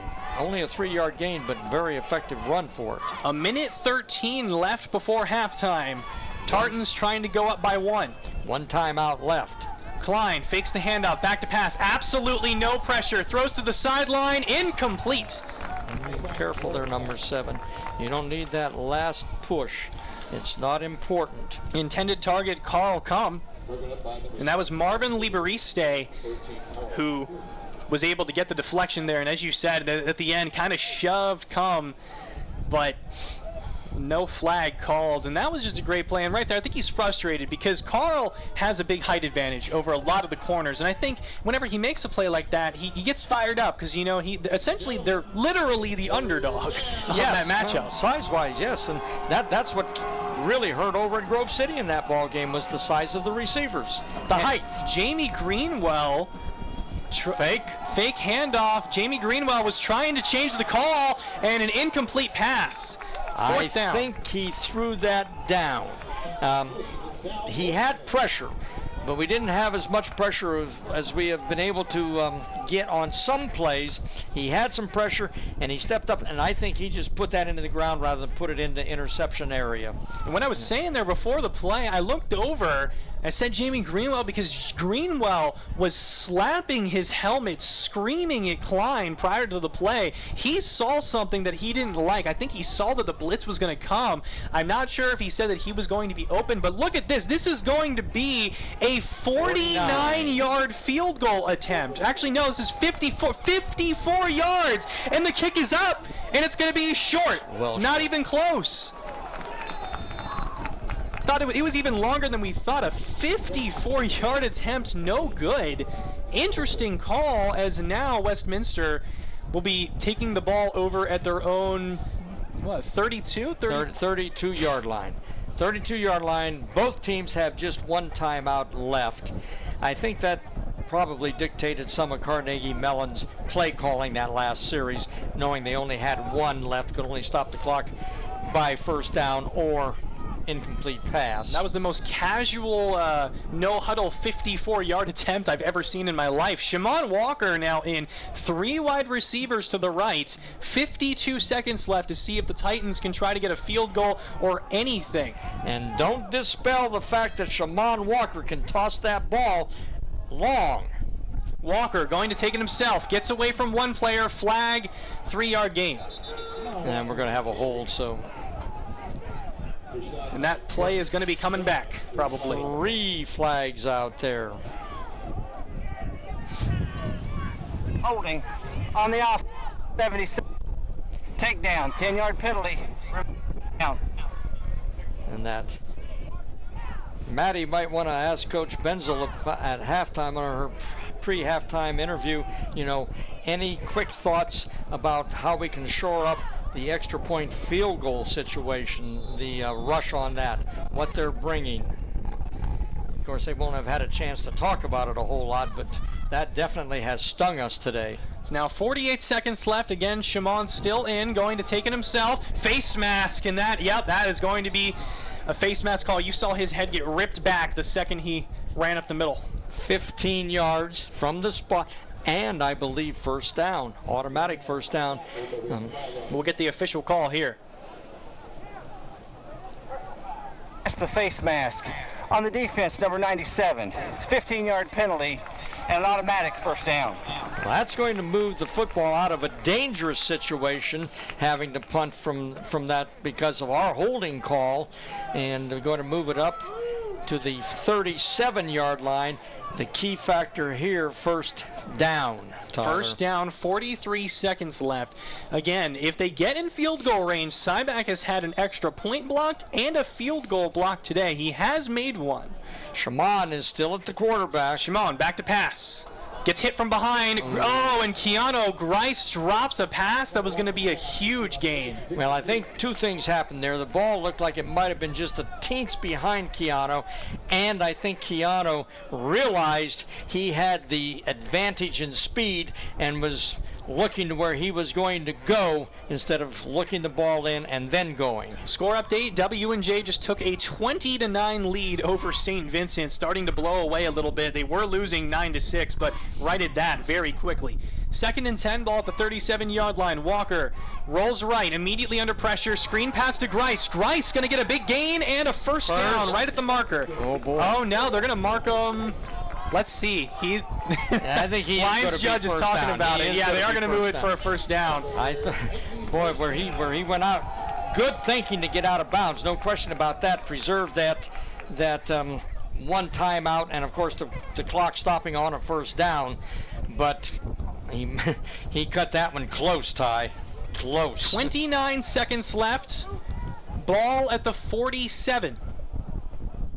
Walker back to throw, under pressure immediately, steps up in the pocket. You know he has speed. He's going to go and take it himself and get a big gain into Carnegie Mellon territory for about a 7-yard run. Once again, that clock is stopped because Shamon was looking. Now, Javon Hardy was on that far sideline, on the CMU east sideline, and he was starting when he saw Shamon breaking that way. He turned around and started to head towards the end zone. Receivers looking to get open, but Shamon realized that it would be a tough throw going to his left since he's right-handed. And you run the risk of passing the line of scrimmage before you throw. Yes. Oh, and a fumbled snap. No. Shamon able to immediately take it. Going to take a shot. Oh, this is into double coverage right now. And incomplete to Javon Hardy. Dangerous throw. What happened there was the center snapped the football. Carnegie Mellon moved. They jumped. However, no flag came down. No flag came. They got back, so there was no offside on CMU. I think our center snapped the football when they jumped, looking for that free play, as we see so often on that, but no call. So it'll bring up 3rd and 4, ball at the Tartan 47, 15 seconds left before halftime. Design draw up the middle.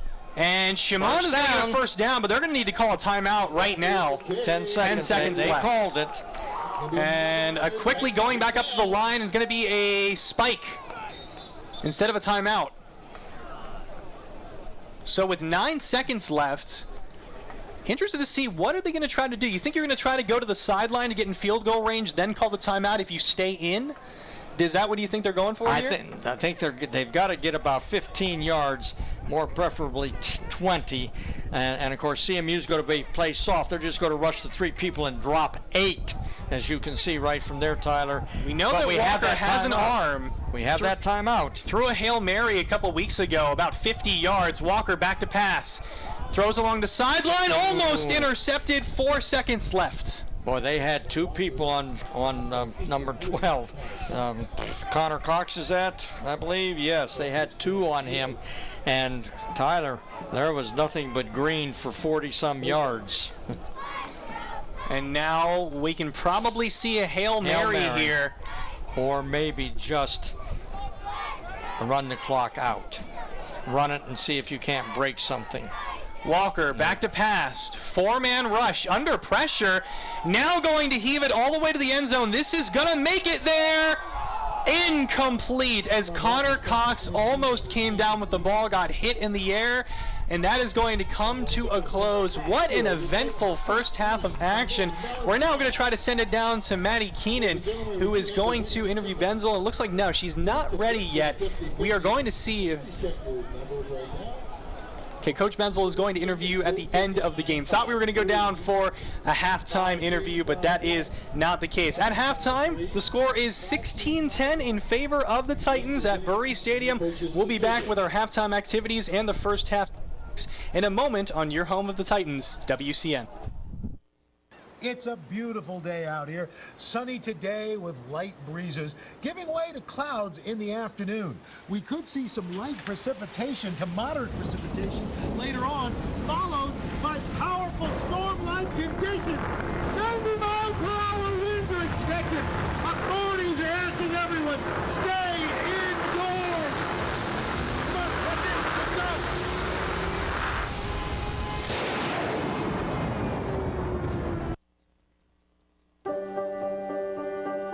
Being prepared is a part of who you are, but it's especially important in the case of a disaster. Be informed about possible emergencies in your area. Make a plan that covers where you'll go in an emergency. Build a kit with the things you need to survive. There's no one more capable of planning for your situation than you. Start your plan today. Go to ready.gov/myplan. Welcome back to Bury Stadium. I'm Tyler Helvin, alongside me Scott Reniger. Titans at halftime, up 16-10 over the Carnegie Mellon Titans. Really eventful halftime. However, we're going to take it down now to the band. As it is senior day, they're going to be recognizing the senior members of the Westminster Marching Band. And under the field leadership of Allison Cutter and Michael Taylor. Dance line co-captains are Lauren Faber and Courtney Jennings. Color guard co-captains are Nicolette Douglas and Joy Snow.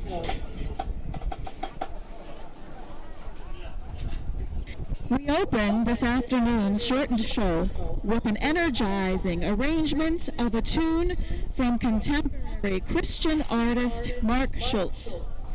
Enjoy the music and motion set to Running Just to Catch Myself.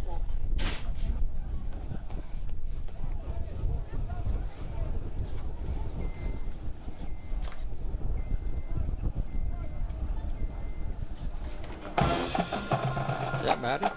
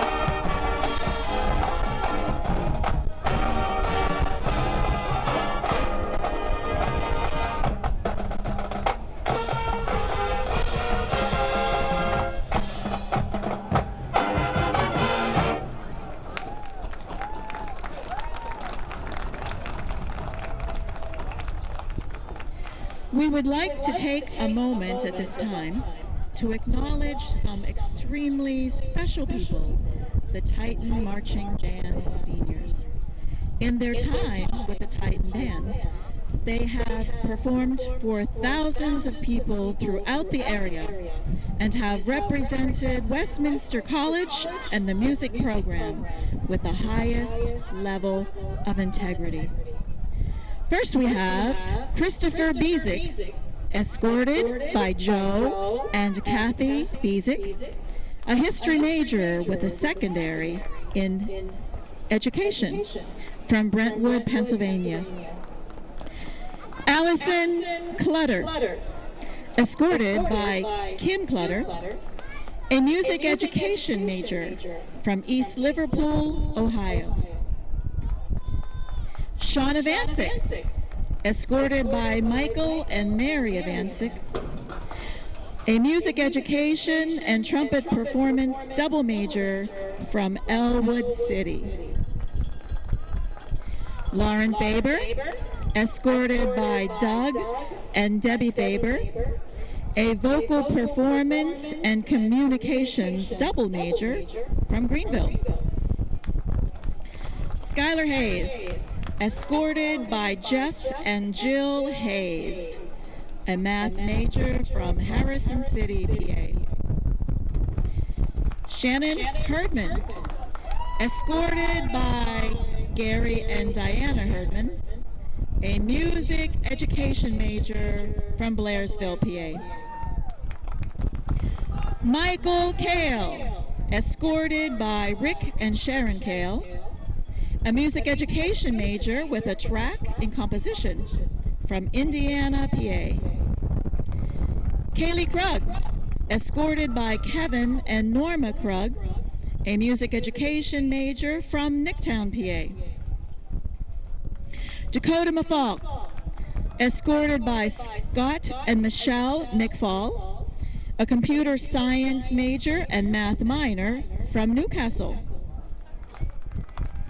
Ian Olala, escorted by Rob and Julie Olala, a religion major with minors in both music and history from Mercer, PA.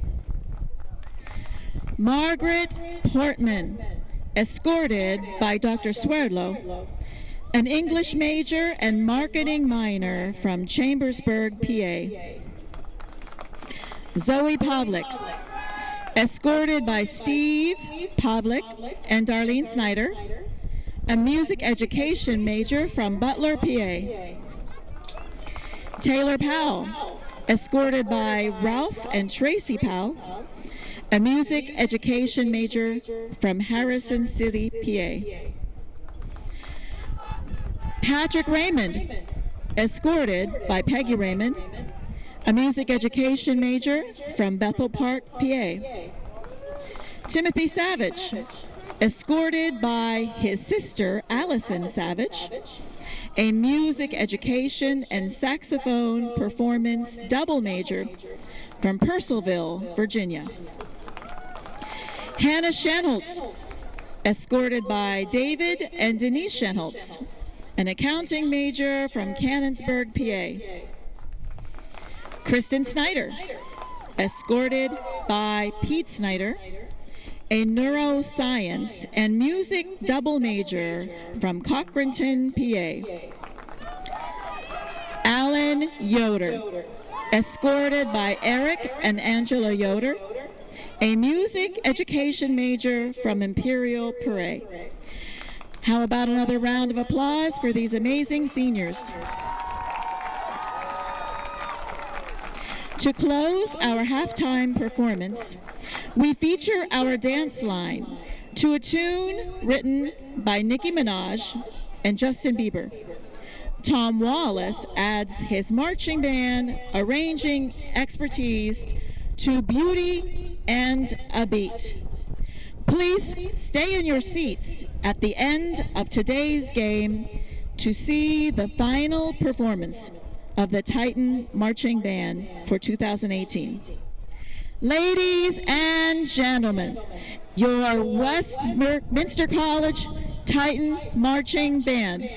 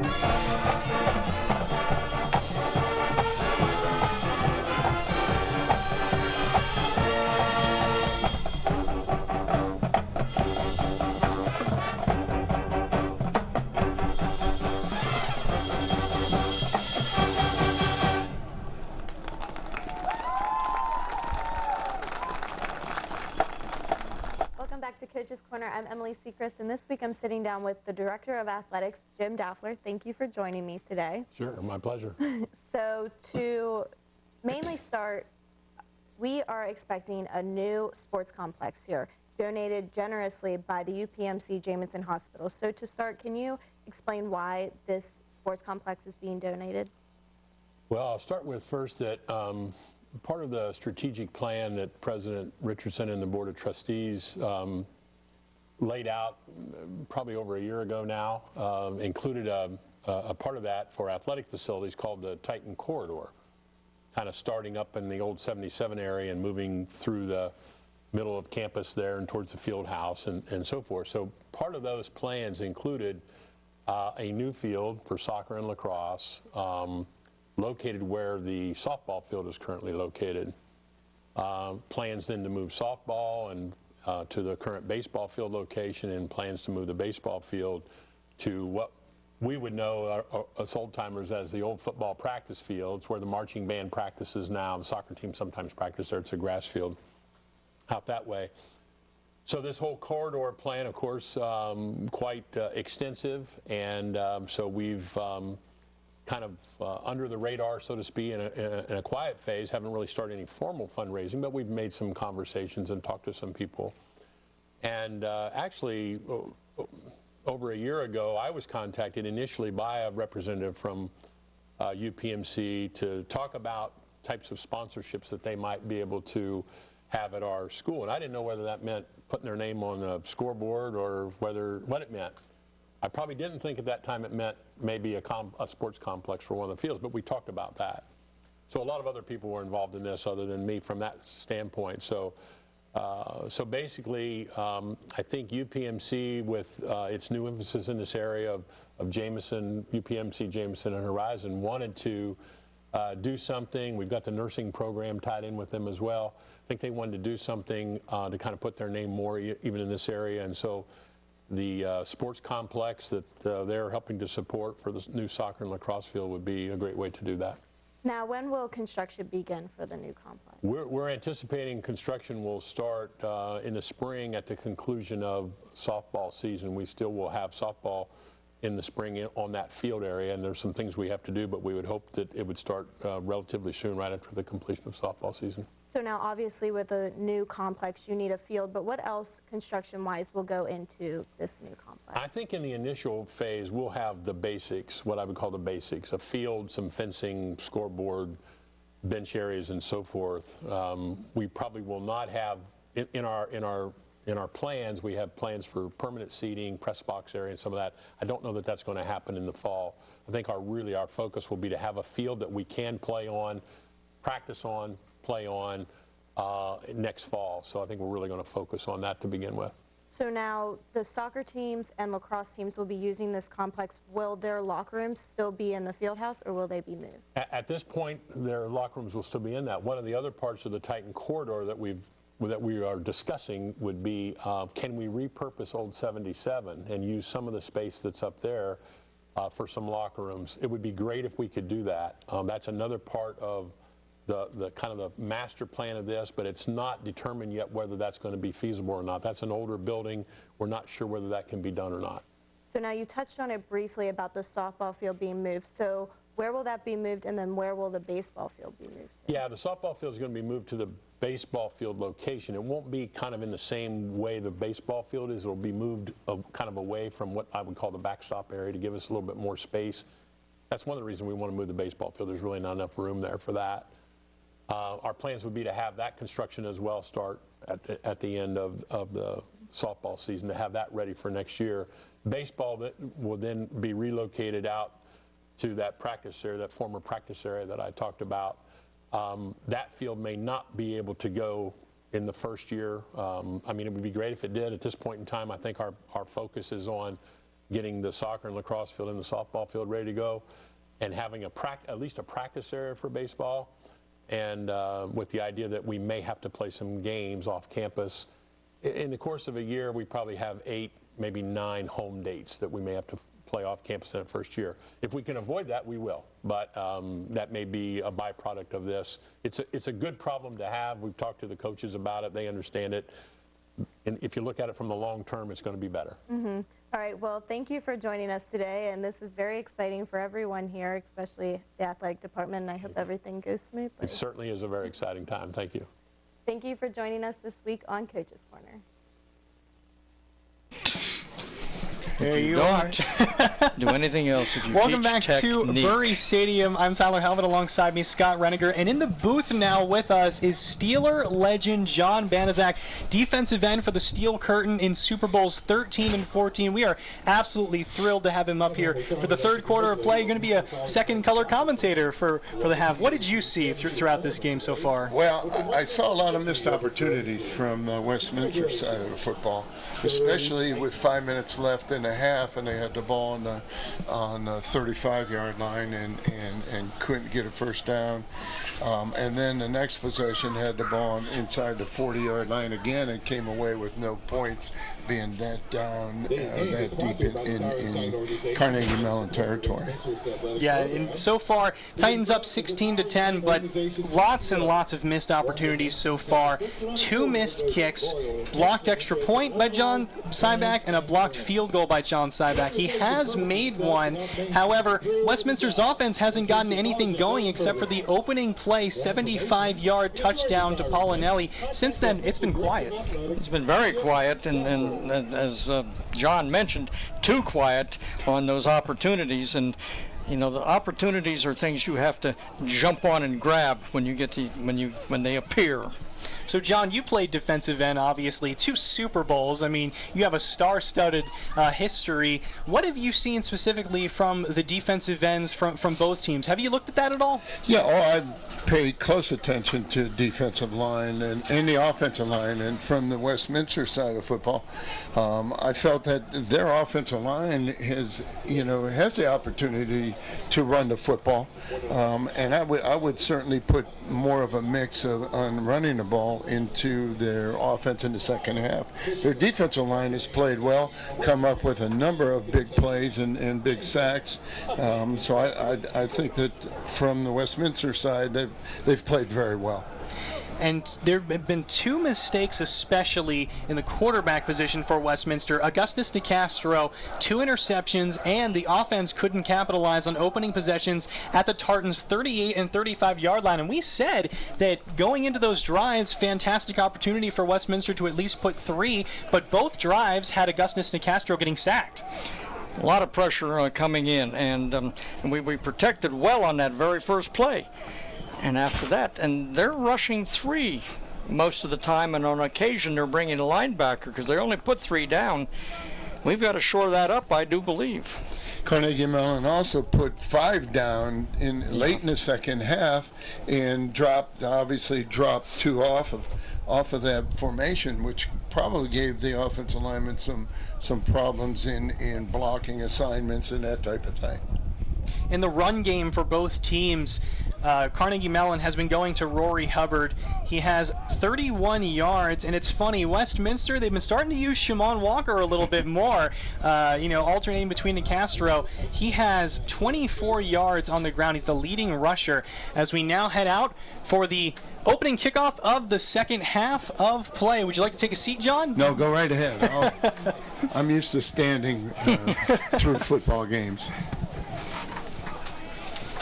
As a reminder, Westminster received in the opening kickoff of this game as the Tartans chose to defer, and down 16-10. We'll see if the Tartans can go up again 17-16 after resetting during halftime.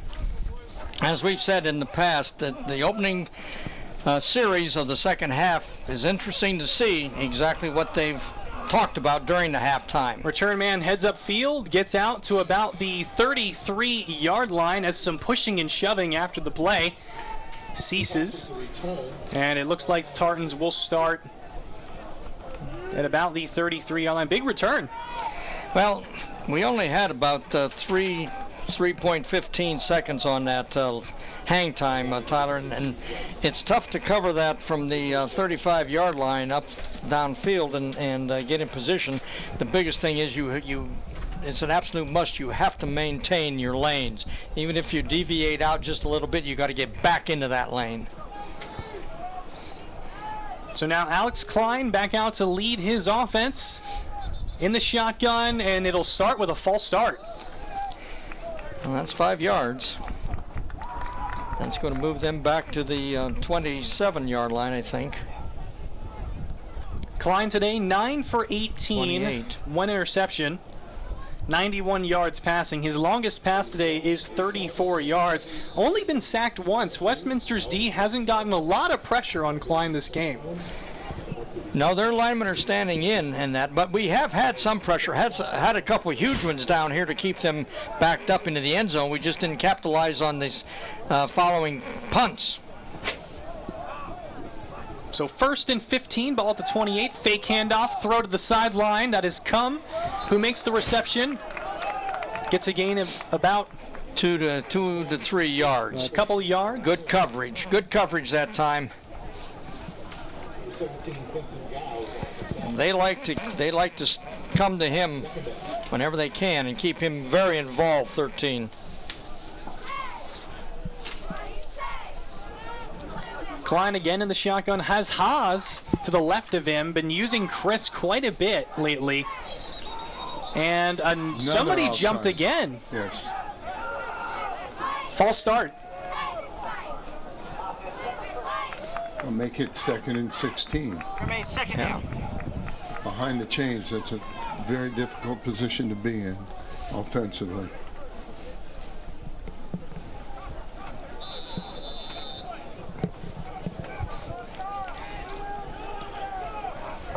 So now Carnegie Mellon pushed back up to the 26. Fake handoff. Immediately pressure up the middle. Ball thrown to the sideline. Diving attempt at an interception.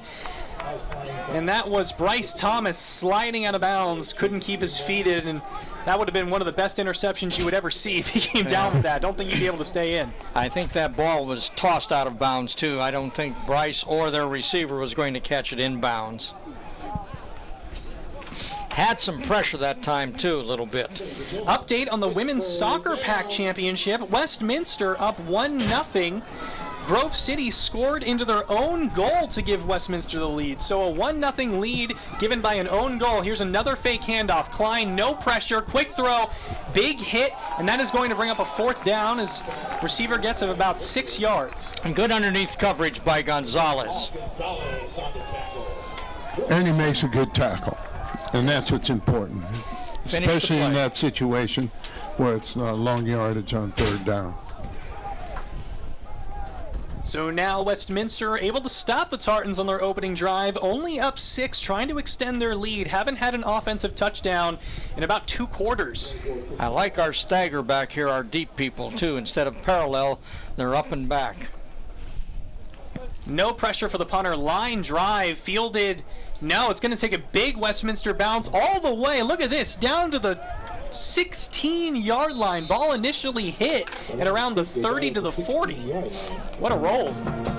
That's the 2nd time we've been nailed with that. As a former special teams coach, that's one of the things that you've got to be able to field the football, not allow it to bounce, because that's going to get you a situation another 15 or 20 yards. Westminster taking over at the 16. Shamon Walker back in. Usually we see Augustus Nicastro going to him again. Handoff up the middle. No, it's a fake handoff. Fools the defense. Shamon spins out of a tackle. Does another spin move. He's the human joystick up to the 41. What a great run by Shamon. He certainly just took his time on that little quarterback draw play and found a hole up in the middle and took advantage of it. Nice 20-yard gain. Good ball handling, too. I admit, I lost the ball. That was a fantastic play action. And now Shamon in the shotgun. New set of downs. Ball marked at approximately the 41-yard line, looking to the sideline for the audible by Benzel. Keanu Grice to the right in the backfield of Shamon. Back to pass, immediately under pressure. Screen, overthrows Grice. I think that was a safety valve trying to get it to Grice that time, although he did have 2 blockers out that way. But once again, pressure. And John knows about pressure. Well, if he, on the defensive side of it, if you can get pressure on the quarterback, and he has happy feet trying to throw the football, chances are it's not going to be a completed pass. Bring up 2nd and 10. Westminster's last score in the game came off of a 92-yard interception return for a touchdown. Haven't had anything offensively since about the first quarter, early second quarter. Fake handoff. Shamon tries to get away, going to be sacked. They brought 5. They had 5 up front immediately, and then they brought another linebacker a step and a half behind. Shamon didn't have any opportunity to do anything. And that was good sportsmanship by Long Tran, the defensive end, helping Shamon. He was very dazed. He got slammed by 2 defenders on that sack. We'll bring up a 3rd and very long, 3rd and 19. Have to get to the 49-yard line of the Tartans for a first down. Shamon staying in, though, Ty. Ball at the 32.5. There's that 5-man look again. It sure is. Shimon back to pass. With the drop. Has plenty of time. Quick throw. Catch. Oh, incomplete. Javon Hardy, usually a surefire target, drops a wide open pass. Well, I think Javon was starting to accelerate before he looked the ball in, and the result is that. Punt team quickly out. John Syback back to kick. Again, Dawson Porter is injured as a flag comes in. False start.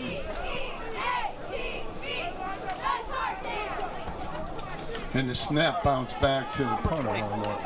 5-yard penalty. Remains 4th down. The area you want to have a bad snap. It certainly isn't.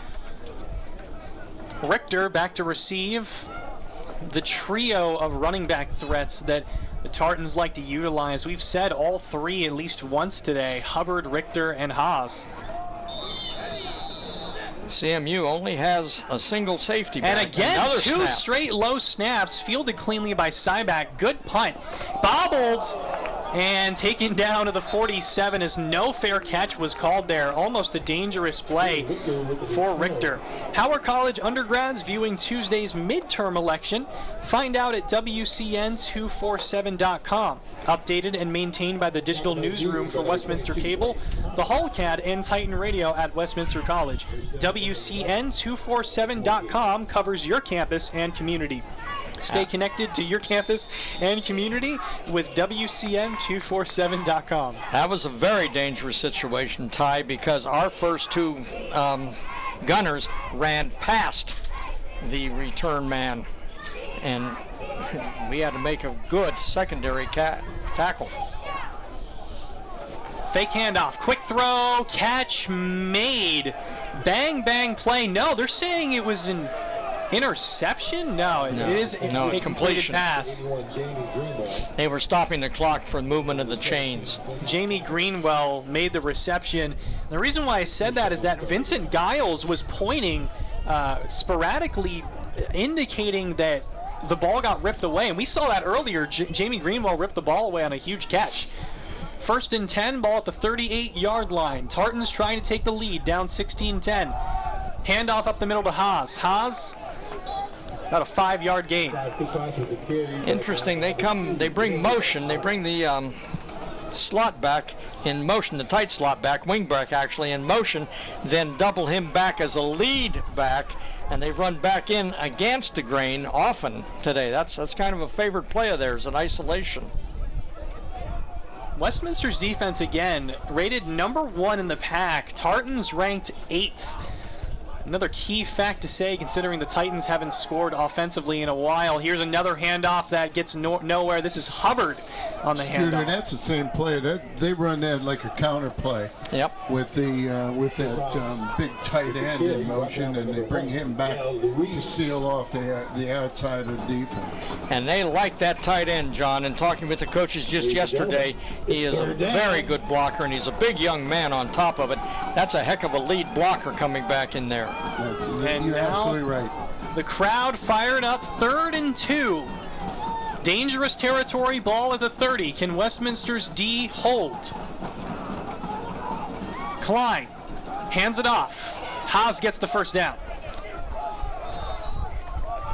That was just simply zone blocking. All of their front five, the offensive linemen, just shuffled to their left, and as a blue shirt appeared, they would get hands on and block him. And they only needed 2 yards on that, picked up about 3 or 4. The important thing is they picked up a first down now with the ball on the 25-yard line. Yep. New set of downs, 1st and 10, ball at the 25, slow and methodically trying to take the lead with 9 minutes left in the 3rd quarter. Klein, fake handoff, hit as he throws, deep, completely overthrows his defender. And good sportsmanship there by the one that made the play. That was Joey Lane, who the defensive tackle, who hit Klein. And we had good pressure. Lane had very good pressure on that play. And as John can tell you from playing the position, that's priceless. Get those hands up, give him trouble. And then we got a good clean hit on him, put him on his wallet at the end of the play. Well, that was a good clean hit on Saturday afternoon. Sunday afternoon, it might have been a little bit different. Yeah, they're having trouble with that. Yeah, roughing the passer, didn't lay a pillow down for the quarterback before he sacked him. 2nd and 10. Man in motion, fake handoff. Plenty of time, no pressure, wide open receiver. And that's going to be a first down, big gain of about 14 yards. That was Willie Richter, the running back, who they've been using as a receiving threat. And Richter waited until the receiver coming from the left side of the ball snapped, cleared it out, and then he doubled back inside. That's why it was so wide open. Well-conceived play.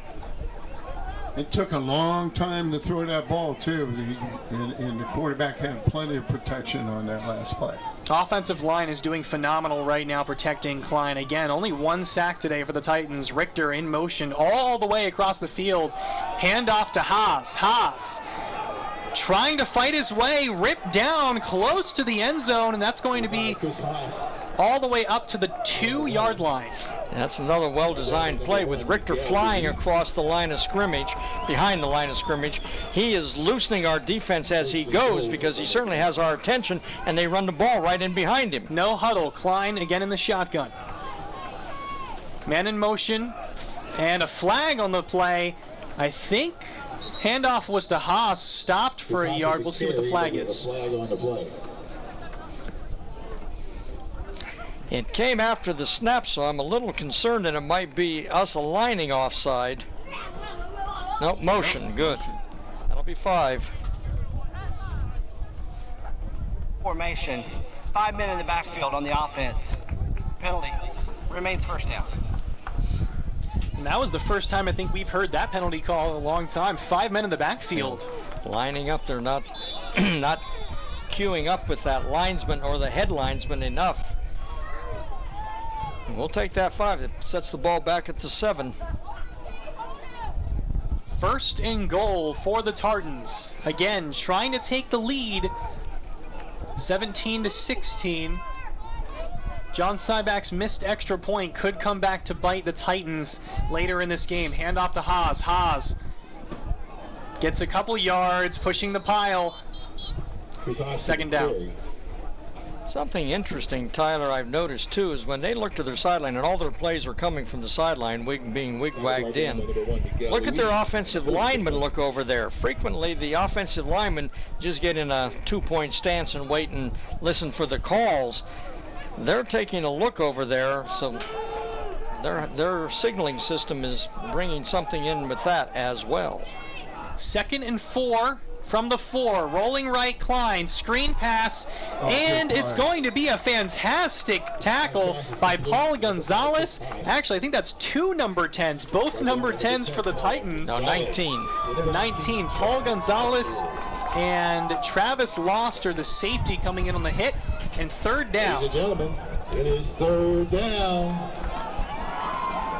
Westminster was in this situation against Bethany and Grove City. Of course, Grove City were able to score in the red zone with 7 seconds left a couple weeks ago. Klein, fake handoff, back to pass, throws, and a great play by Bryce Thomas, knocking it away, and that will bring up a 4th down. Okay, Coach, what do you do? Well, CMU's doing the right thing. Yes. They're going to attempt Score. a field goal here. They're going to try to score. These situations make gray hairs, don't they? Well, yeah. Or if you go for it, you know, you have to make it. But no, this is an opportunity to kick a field goal. Brandon Nguyen back to kick. This is a chip shot. Kick is up. Good. Right down the middle. 16-13. Westminster's defense able to hold, but only having a 3-point lead. We'll be right back with more action. You're watching your home of the Titans, WCN. They overloaded. Yep. Fast-paced family life in need of a slowdown? Hello, I'm Dr. Spruce. Did you know all those green shapes on maps are parks and forests? It's true. Visit discovertheforest.org and plan to visit a park or forest near you, instead of just wondering what it would have been like. While the word forest might make you think of distant lands from far, far away, please note parks and forests are closer than you think, which means things like beautiful scenery, fresh air, and family time are also closer than you think. Welcome back to Bury Stadium. I'm Tyler Helvin alongside me, Scott Reniger, and in the booth with us right now, John Banaszak, defensive end for the Steel Curtain Pittsburgh Steelers in Super Bowl 13 and 14. John, what was the testament to the Westminster defense there? What did you see? How were they able to stop on all those goal drives right there? Well, obviously the penalty certainly helped Westminster out an awful lot. There's a big difference between first and goal from the 2 or first and goal from the 7, and they were able to make 2 good plays out there to hold CMU to the field goal. Now the Titans going to get a chance to answer, up 16-13 with 6 minutes left. Return man fields it at about the 5-yard line, heading upfield, weaving through tacklers, takes it to the 26. And that is where Westminster will start. Ian Valente on the return. I wonder if we were looking to go to the right, the Westminster right, because we had a lot of blue shirts over there, but the kick was to the Titans' left, so he wasn't outside the hash, but he brought it pretty much straight up. Shamon is in. Shamon in again, back-to-back drives. Nicastro did throw 2 interceptions earlier. Pitch to the right to Grice. Grice waiting for blockers. Weaves his way. Look at this for about a 6-yard gain. Dandy run. Dandy run.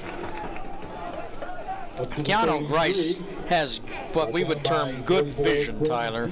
Would have good vision. And you mentioned it once before, and I'm sure John has seen it too. He's not in a hurry. He allows things to get set up and then makes that sharp cut. 2nd and 3. Ball at the 34. Walker again in the shotgun. Fakes the handoff. Rips one tackler, but can't rip the second. Number 1, once again. And that was Long Tran, the defensive end. Said his name a lot today. It'll bring up the quick 3rd down for the Titans. He did what a defensive end has to do too. Did not go with the ball handling, didn't bite on the fake inside and think he's going to go help. He just simply waited and read the play, maintained his leverage, and made the play. Both teams very bad today on 3rd down.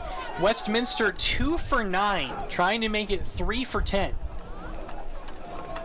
Shamon, plenty of time, throws downfield. Oh, really overthrows Connor Cox.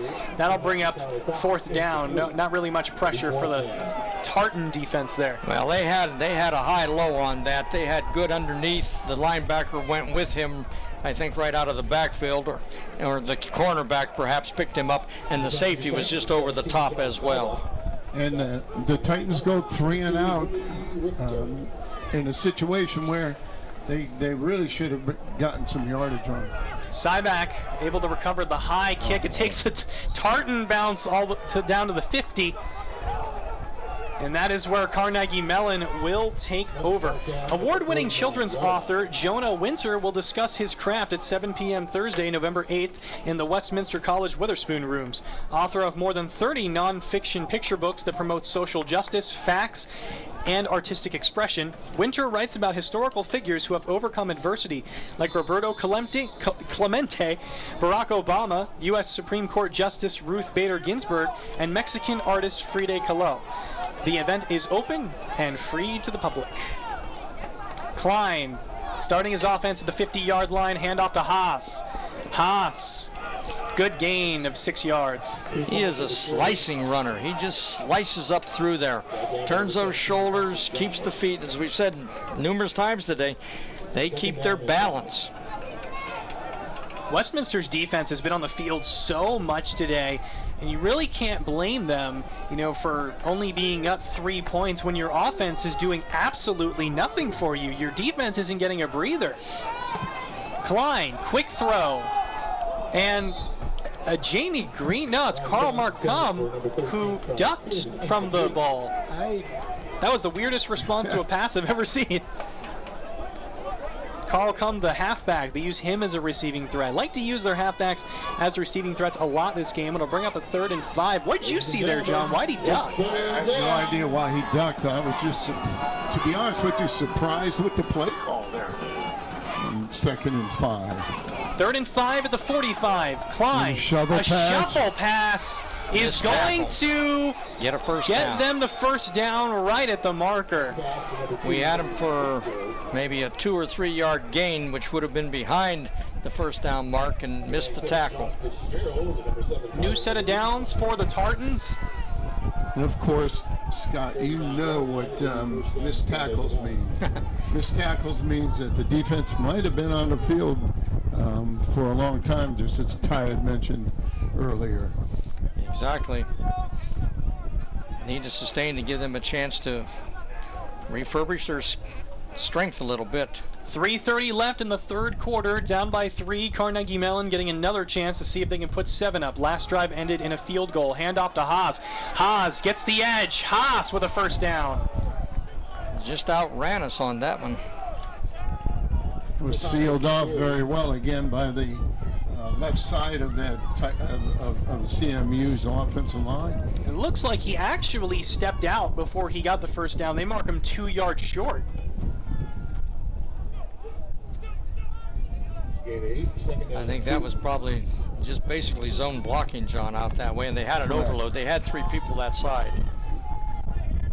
in addition to the lineman. Blitz along the edge, handoff to Haas, gets nowhere. You could see that from the beginning. Corner came in.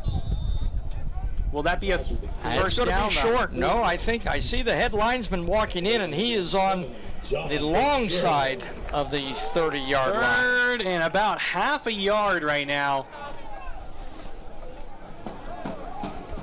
Ladies and gentlemen, we know that Carnegie Mellon have been able to convert on these short plays quite a bit. Yeah, I don't think, I think I'd think about loading up and coming hard and plugging the gaps. And crowd fired up. Klein remains in the shotgun. Handoff to Haas. Haas stopped at the line. I think he is short. 4th down. I thought perhaps he lunged across. It all depends on that left foot, right foot spot. Yep. 4th and 1. Yeah, they're going to go for it right here at this point. Lining up under center for the first time today. Pretty much a guaranteed quarterback sneak. No, it's a handoff up the middle to the running back. Does he get it? Did not make it. Who do they have it? Who do they give it to? That was... Both linesmen are running in. This is going to be... Sean Cook was in at running back. Hasn't been in a play today, and he's going to take that run up the middle. Did he get it? This is what Boom Boom was just saying. That left foot, right foot, depending upon... And Westminster takes over on downs. What a stop for the defense. A very prolonged call, and that is huge, as the Tartans were threatening to tie the game or even go up with the way their offense was producing. Well, now it's critical. It's critical, exactly what John just mentioned coming out of the last series. They need a sustained, Westminster needs a sustained drive right now. First downs, positive yardage on every play and first downs, and keep that defense off the field after such a superb defensive stand. Defense keeping them in the game. Shamon, handoff to Tyler Green. Green waits for his blocks, gets nothing. It's funny, as I said earlier, that the Titan offense hasn't scored a touchdown, and I think initially said, you know, since roughly first, second quarter, but then I realized it was the first play of the game. It was a 75-yard reception to Bryson Pollinelli. Nothing since except for the 92-yard interception return. That was a defensive score, obviously, and of course with the John Syback field goal, that's it. That is it, is right. And 2nd and 9, ball at the 31. 1 minute left. Fake handoff. Throw to Pollinelli, who gets a solid gain. We'll see if it is going to be a first down. There right you at the go. marker. They moved them. Move the chains. Wow. So big right there in that situation. Huge. As we near the end of the third quarter, that's having a first down in that situation. Not only gives them some room to play and with good field position, but it's certainly a breather for that defense. Absolutely. Because we'll have a 1 minute break coming at the change of quarter. Shamon in the shotgun, as always. Fake handoff. Screen pass overthrows Connor Cox, but I think if he even would have made that catch, he would have gotten hit immediately. So. Bring up 2nd down, 30 seconds left before the 4th quarter. We had said, I thought this was going to be a good game. Alex Klein and this Carnegie Mellon offense can keep up. You know, it's a matter of a first place offense versus, or a first place defense versus an 8th place defense. And right now, 8th placed Carnegie Mellon are doing very well. It's a big testament to their defense. 2nd and 10, ball at the 41. Shamon takes the direct snap, runs for about a 3-yard gain. Shamon Walker with the carry. That was just a straight dive. No fake, no ball handling off of that. He just grabbed the direct snap and away he went. Well, it looks like they're going to let the clock run out here in the third quarter. Yep. And it brings up a 3rd and 7 situation. And they are going to run out the clock. At the start of the 4th quarter, it's 16-13 in favor of the Titans. You wanted a good game? It certainly is one. Coming back with a 3rd and 7 to start the 4th quarter. We'll be right back with your 4th quarter action here on your home of the Titans, WCN. Did you hear about the pony with a sore throat? He was a little horse. Can I tell you a cat joke? Just kidding. Why couldn't the Why was the basketball court all wet? Why?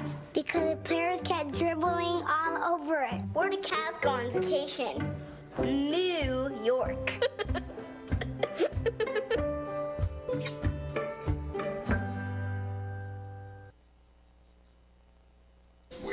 Welcome back to Bury Stadium. I'm Tyler Helvin. Alongside me, Scott Reniger. Titans currently up 16-13 to start the 4th quarter of play. Ball on their own 44-yard line, 3rd and 7.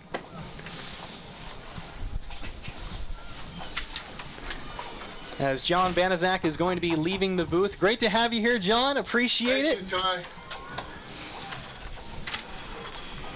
3rd and 7. Shamon taking the snap.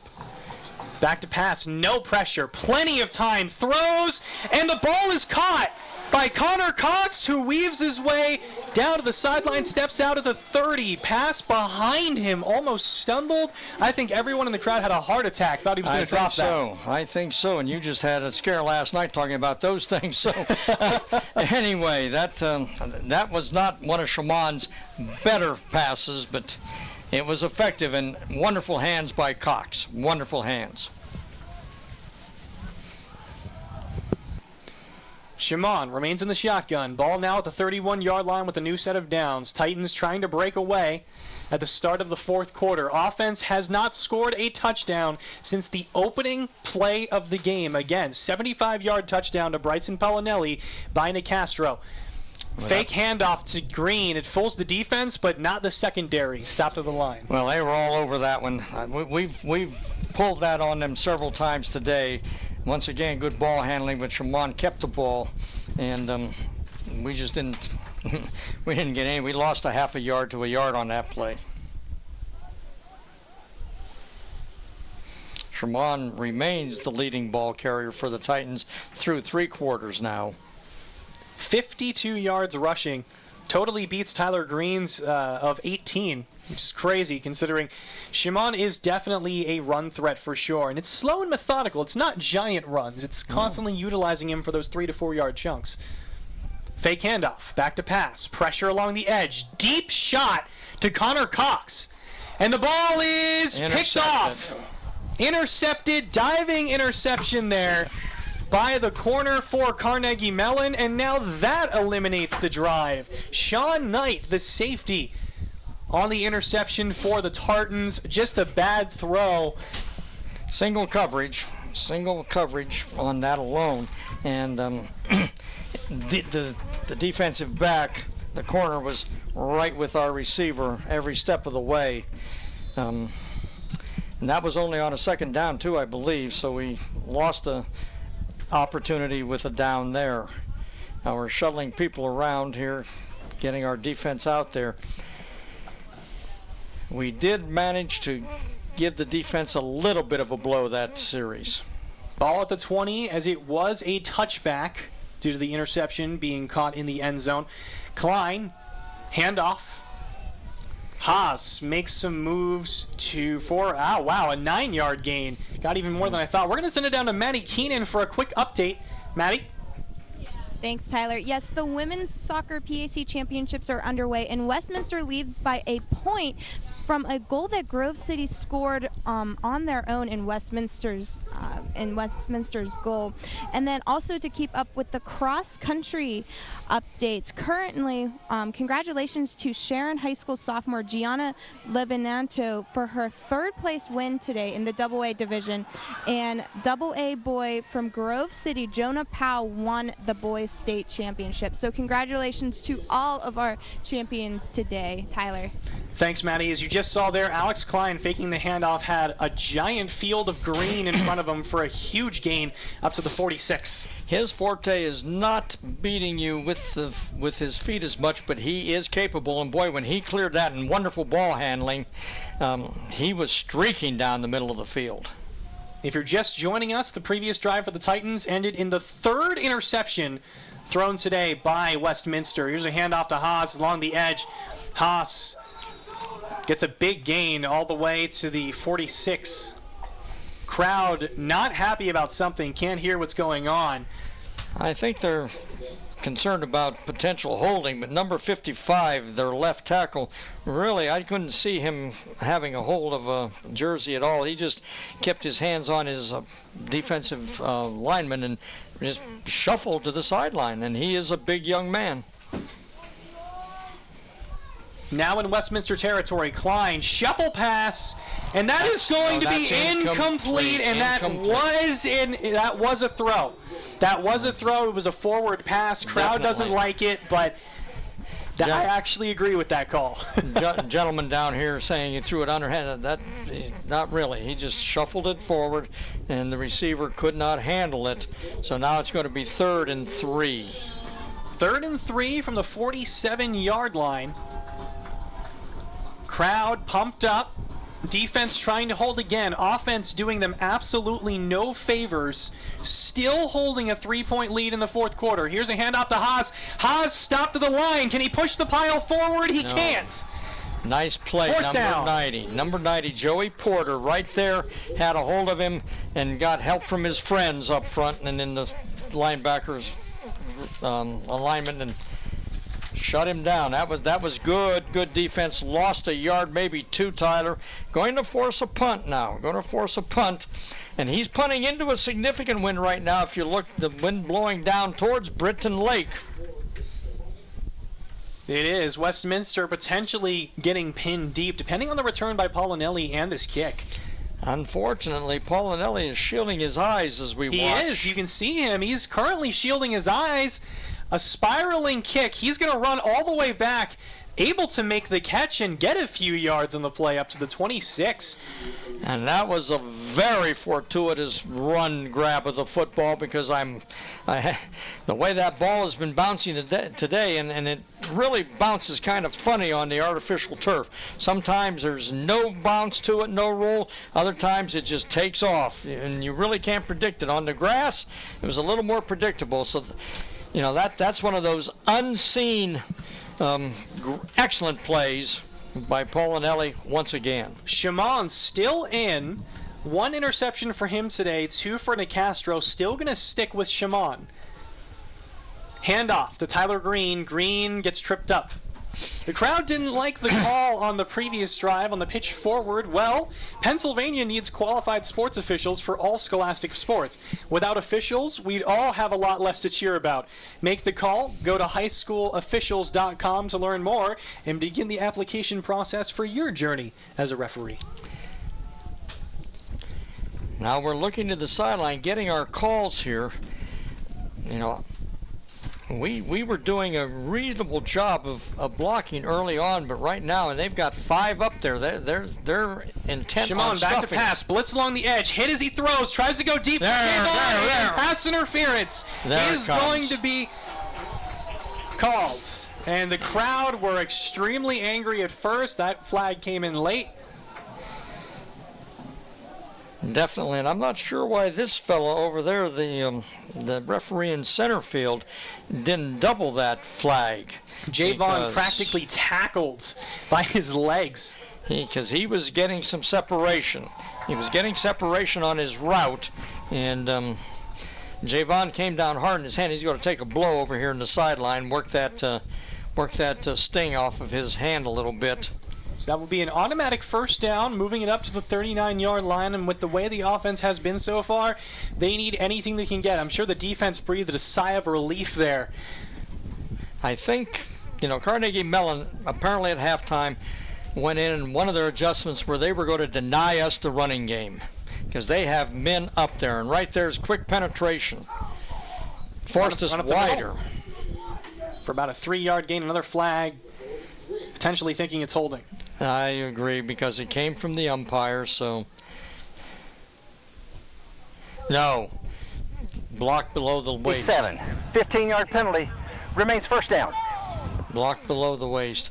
Apparently, we had 2 people blocking. You're not allowed to block low if a man is already engaged, Tyler. You can chop low between tackle to tackle, but if he's already engaged, you may not come in as a second blocker low. I'm guessing, but that occurs to me that might have been in play. Carnegie Mellon have had the ball 7 more minutes than the Westminster offense here, trying to sustain a drive. Seems that every time they get something going, they take a deep shot that then they pay for. Again, the previous drive, there was really no need to take a shot, almost in field goal range, but they went for it anyway. Shamon, fake handoff, quick screen, incomplete, into the scuffle. See, they had 3 people on Shamon and 3 more shutting off that attempted screen pass, middle screen. Shamon very wisely dumped the ball down into the ground. It will bring up a second down. The marker on the sideline is like halfway between second and third. It's way back. We've got about 25 yards to go. Well, that chopping, illegal chop was, and right now, boy, they have 5 up on that line of scrimmage again, and I think a linebacker's going to come, and he is. And 25, blitz along the edge. Again, another shot. Javon beats his man and can't make it. As a fantastic deflection again. That was J.J. Igums. No, that was Anthony Kennan for Carnegie Mellon. 2 number 20s, it was Anthony. And again, all these passes are just barely underthrown. Javon keeps beating his men. And that was with the wind. That wasn't into it. That was with the wind. I just wonder if that fly route is taking Shamon out of his ability to loft it accurately. Obviously, it has to be accurate as well. So now it's 3rd and 25. 3rd and 25, ball at the 24-yard line. We'll take a miracle conversion here. Shamon immediately rolling right. Time. Throws. Catch made by Connor Cox along the sideline. That's all the way short. to the 46. Do you go for it? No. No. No. But it does give the Titans significant punting room from having to punt way deep to being able to punt from close to midfield. Just that got was his a huge feet in play. bounds as we took a look at the replay. Sideback again kicking. Was curious to see how gutsy they might be. You know, the previous play giving him so many yards. Kick is off, ball fielded, and the return man. This is Richter. Richter weaving through players, can't be taken down. Gets a, oh my goodness, all the way to the 46, I believe. We'll see where he stepped out. Well, our crowd extremely angry as about 5 players missed him there. Well, the key was our first man down, the gunner, gave up contain. He sucked to the inside, Tyler, and boy, that opened up that sideline. And CMU's runners are extreme, as they've demonstrated time and time again, very quick-footed. Very quick-footed. Starting to get down on time. 9 minutes left, down by 3. Carnegie Mellon starting at the 47 of the Titans after that big return by Richter on the punt. This is a load now. This is almost like a unbalanced line. They just balanced it. It's a handoff to Haas. Haas able to shake away really hard to be brought down. Gets about a 1-yard gain, and that could have been way worse as he spun away. Joey Porter read that play very well, and you could just see him jerk. Somebody had a hold of him, and it was not a block, a hold of him, but let loose, because he sniffed that one out and was on the way to make the play for nothing. They only got 2 on it as was, but come on, Mr. Umpire, move up into the action. You're 9 yards deep. 2nd and 8, ball at the 45. Westminster's D trying to hold again. Rush along the edge, plenty of time for Klein. Goes deep for his receiver and overthrows him. It'll bring up 3rd down. He put that one out where the receiver was either going to make the play or nobody was going to make the play. He put that, and that was on the border, literally on the border. Carl Cum. What do you think, Matty? Right on the border? On the offense, number 62. 10-yard penalty. We remain 2nd down. And we didn't even notice that there was a flag on the play, as that will move him back more. That was called by the referee, so that one came with some penetration.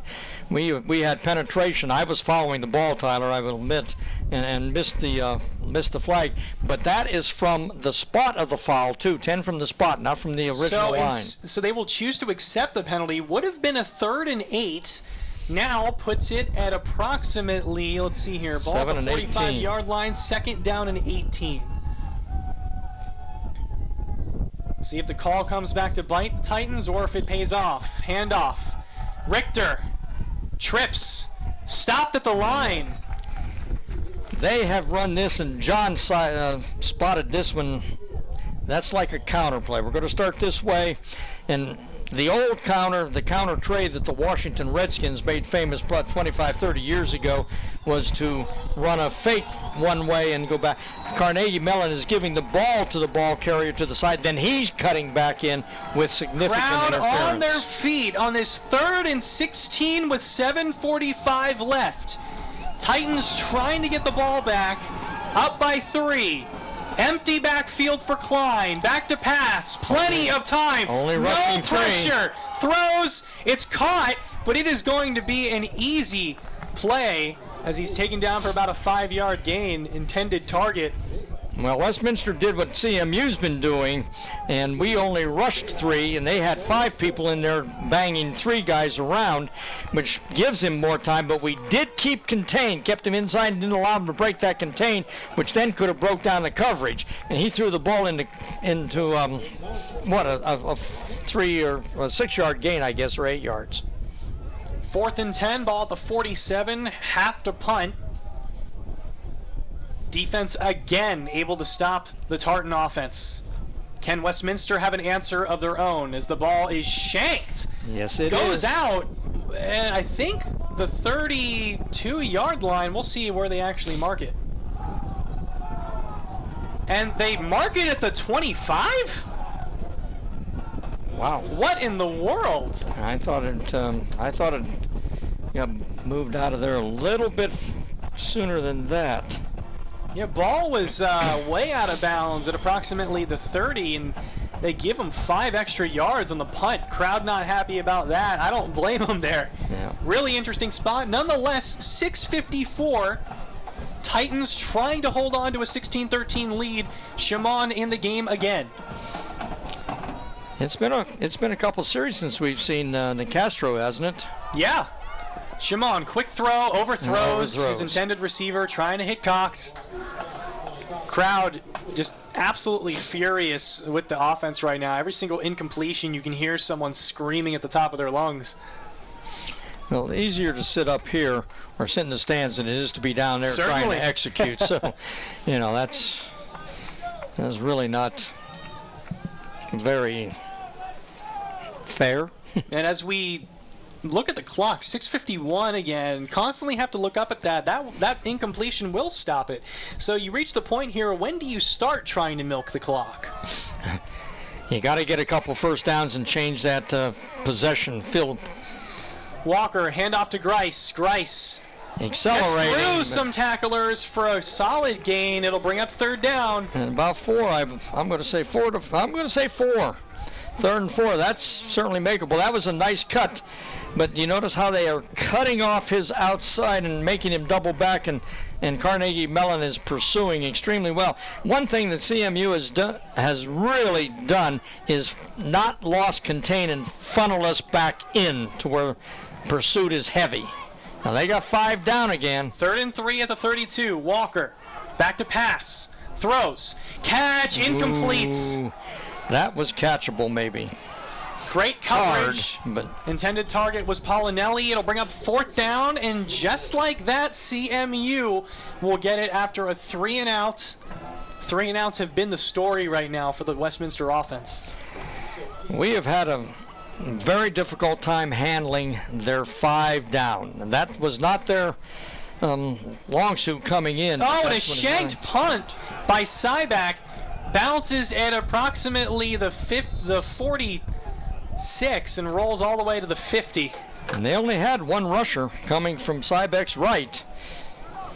But then again, let's be very, very fair. John Cyback is our kicker, not our punter. Yeah, Dawson Porter's hurt today. So, we don't know, but Carnegie Mellon only 50 yards away from the end zone and maybe only 20 yards away from an attempted field goal to tie the contest. This game was supposed to be close. Again, last year, the 21-7 victory that Westminster had could have easily been 21-21. It came down to their defense saving them literally in multiple red zone possessions where they couldn't score. Okay, kind of a... Klein in the shotgun, hands it off to Haas. Haas along the edge. Gets along the sideline for a 1-yard gain. Right. Miguel Luis managed to get him out of bounds pretty quickly. Miguel coming up from his linebacker strong safety position. It's kind of a quasi look in there what he does. 2nd and 9, ball at the Westminster 49. Titans trying to get a victory in their last home game of the season on senior night. Up by 3, 5:32 left to play. Well, there's motion by number 13. Well, that's going to make it 2nd and 14. And those 5 yards can be significant. As John Banaszak mentioned, first down. We go from 2 to 2nd and 7 down. Correction, or 1st 2nd down. So it's crowd into it. I've never heard them cheer so much for a false start. Crowd went into an absolute uproar when they saw that false start. It'll make it 2nd and 14. Ball now at their own 46. Fake handoff. Plenty of time for Klein. Klein steps up in the pocket. Okay. Loss of 2 on the play, and it will bring up a 3rd and long. excellent job right there, Tyler, of maintaining your lanes. When you rush, you've got to maintain your lanes because there's nobody else to fill that in, and you leave that lane, you've left an opening, and that was a good job of maintaining. When he broke that pocket, there was no place to go. Excellent job. 3rd and 5. 15. Third and, yeah, you made the same mistake I made earlier looking at the other chain. I understand. Empty backfield for Klein. 3rd and 15. Back to pass. No pressure. Quick throw. And it's going to be caught, but it is going to be held for a 4th down. Good quick play by Gonzalez. Paul Gonzalez right on the spot and made a jarring tackle. Made it stick. And so now it's 4th and they 6. are going to bring the punt team on. Klein is really upset that they are doing that with 4 minutes left.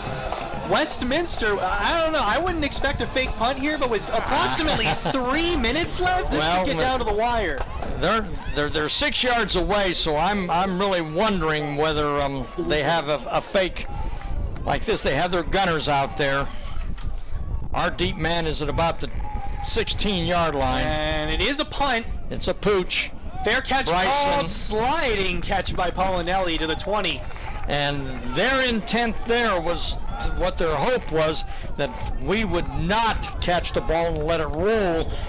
Bryson Polinelli, and boy, as you mentioned earlier about the seniors, we're graduating in another week or so. He is about as sure can be. Brass musicians of all ages are invited to attend Westminster College's Brass Extravaganza on Saturday, November 10th in Orr Auditorium. It's open to anyone who plays a brass instrument, any age, any level. Participants will also enjoy master classes and guest performances by Ohio Brass, the Westminster College Faculty Brass Quintet, and others. A minor tune-up brass repair will be on site throughout the day for repair and ultrasonic cleanings, and lunch is provided. To register for the free event, call 724-946-7274 as the opening drive right now leads to a 4-yard gain. Was that a tough 4 yards, too? Was that a hard 4 yards? Carnegie Mellon is, as they've done almost this whole half, are really hunkered down in. Yeah, they've got their safety back here, but he's only at about 8 to 10 yards, if that. Their corners are up, and they've got now 5 down, and those linebackers are hunching up in there. Very important to note, both teams have all 3 timeouts with 2:58 left. 2nd down. Shamon takes it himself and doesn't get really much. It'll bring up a 3rd down. Those linebackers are flying. Number 33. I mean, they are literally sprinting to the attack. Shamon had a good read, had a little sliver of grass there, of turf, but boy, did 33 just slide. He's one of those linebackers. Their 5 down linemen, Tyler, are just plugging us up and allowing those linebackers to skate that line of scrimmage with no problem. 3rd and 3. 2:21 left. The 1st down would be huge for the Westminster. Trying to get the hard count, doesn't work. Goes to the sideline for an audible, and a timeout called by the Titans. That's their first. You said, when do you start worrying? Right now you start. In fact, you just mentioned it. Timeout. 1st down would be just monumental. Boy. Monumental is right. Westminster College will host Cartographies and Narratives, work by Murray Robertson in the Campus Foster Art Gallery in Patterson Hall. Through December 7th, the exhibition features a selection of works by Scottish artist Murray Robinson that touches on a wide range of references like historical and contemporary cartography and literature. The gallery is open from 9 to 5 Mondays through Fridays, and the exhibition is free and open to the public. Let's see what happens here. The closest game of the year for the Titans was, of course, the W&J victory 2 weeks ago and the Grove City loss. Both of those were 7 points. How is this going to turn out? 2-11, 3rd and 3. Shamon in the shotgun, going to take it himself. Tries to get the edge and he gets nothing. And is that number 33 again? To the other side? If that was Quinn Goggin, who has had 2 straight weeks of 10 tackles. Had 10 tackles last game and 10 tackles the previous. He comes up with a huge stop with 2 minutes left. And a timeout called. Can't see what the timeout is for. We'll be right back with the rest of our 2 minutes of action. Stay tuned on your home of the Titans, WCN.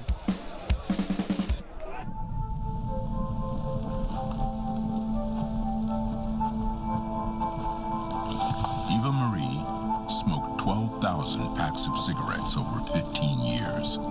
She quit, and now there's a new lung cancer screening that could save her life. You stopped smoking. Now start screening. No matter how much you smoked, early detection could save you. Talk to your doctor or learn more at savedbythescan.org. Back to Bury Stadium. John Syback just gets a kickoff in the dirt. Ball fielded about the 44 by the return man. Makes some moves all the way to the 37-yard line, as that is where Carnegie Mellon will start potentially the last drive of the game with a minute 54. Big return, and it comes down to the Westminster D again, as has been the story all game. We were on the fly on that one. Our gunners were down the field on that. We trying to use speed but get under control is a very difficult thing. And boy, they are close to field goal range right now. It'll be interesting to see. They've got 2 timeouts left, as does Westminster. Of course, incomplete passes stop the clock. First down, stop the clock. Line in the shotgun. Here we go. Back to pass. Quick throw. Catch made incomplete. And they are not going to rule it a fumble. It is second down. Big hit by Marvin Liberiste. Very good hit by Marvin in that. Because that would have been a chunk of about 5 yards, putting them into a rather enviable second down situation. Now it's a little longer. It's going to be to Big Fitz and Joey Lane and 37 there. Crowd on their feet. 2nd and 10. Ball at the 37. Motion. Here comes blitz. Flying back to pass. They picked it up. Plenty of time. No. Field goal range. Down to the 47-yard line. That knocks him out of field goal range. What an unbelievable time to get a sack. That was Joey Lane penetrating. And John Fitzpatrick, too. Both of them collapsed in there, and they have to use their second timeout because that keeps that clock going. He couldn't even get the ball away. Ball now all the way back at the 45-yard line. You talk about the defense coming clutch. They are one step closer to getting a victory here. And, man, I'm starting to get so worn out from this. I knew it was supposed to be a close game, but I mean, this is literally coming down to the last drive. This is something Westminster, has happened 2 times, but this is the first broadcast that we've done together that has come down to this. Oh, absolutely. This is, this is 2 very good, very well coached, very well prepared football teams slugging it out, and there have just been numerous plays made today, Tyler, on both sides of the football. 100%. The last drive, obviously, the big tackle that led to the 4th down. Shamon couldn't get anywhere. Now a 3rd, and they're marking it officially a 3rd and 18. Obviously 4-down territory. Looking to the sideline for the call.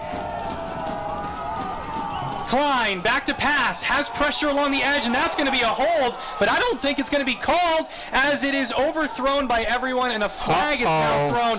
And are they going to say that was roughing the passer? Yep.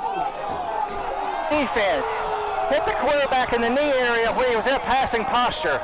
That's a 15-yard penalty and an automatic first down. We could see a defensive lineman was being held around the neck on that play.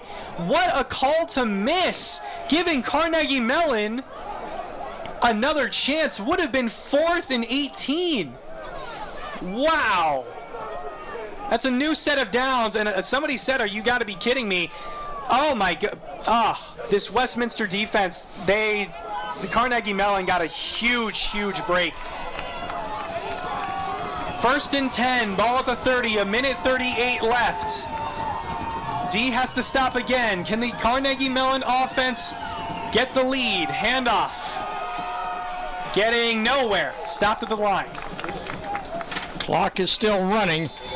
Nope, there's a timeout. Joey Lane on the tackle. I believe that'll possibly be, come on, give me a signal here. Timeout. That's their third. Carnegie Mellon cannot stop the clock anymore.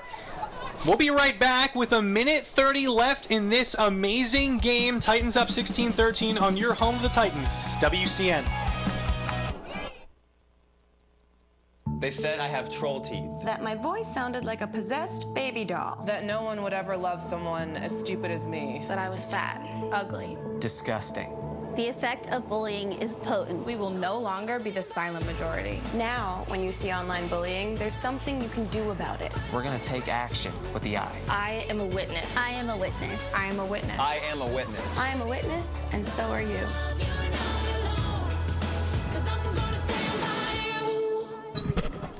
Welcome back to Bury Stadium. Titans currently have the lead 16-13. CMU just used their last timeout. Ball at the 30-yard line after an extremely questionable call previously, roughing the passer that moved the ball 15 yards, automatic first down. Would have been 4th and 18. However, the reason it was controversial is on that play, the entire crowd saw a hold on CMU and it wasn't called. They were furious.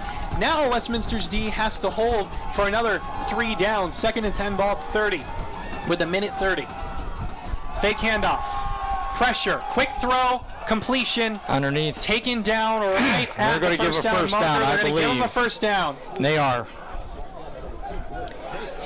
Starting to have flashbacks to Grove City. This is exactly what happened earlier in the season. Grove City drove down methodically and was able to score with 7 seconds left. They're definitely in field goal range. That's a moot point. Klein in the shotgun. One man in the backfield. Back to pass. Under pressure. Rolls right. Gets away. Throws for the end zone into double coverage. It is caught, and they're going to call it a touchdown. Oh my goodness! Did he keep his feet in? Only needs one. If he did, he only needs one. He has to doesn't have to get that second one down, as long as he didn't touch that out of bounds. Now they're going to the referee. They're going to check it. Coach Benzel is so defeated right now. You can see him on the field along the sideline. And again, this all started after a 4th and 18 that was going to be a 4th and 18. 3rd and 18, roughing the passer that extended it and allowed this to be a touchdown.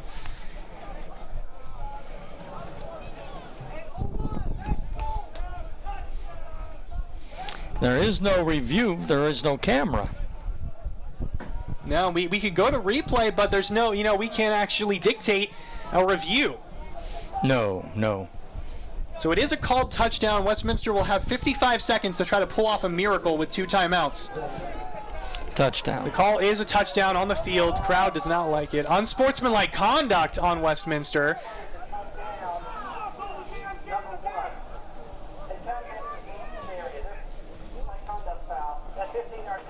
On the kickoff.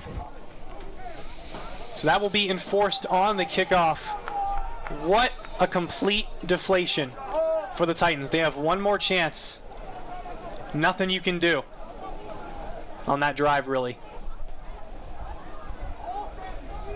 Kick is up, and it's blocked. The kick is blocked. It's recovered by a Westminster player. Who is that? Is that Keanu Grace? No, it's not Keanu it's Grace. Miguel. It's Miguel Luis who hands it off, and they were going to try to score 2 points on that play. Which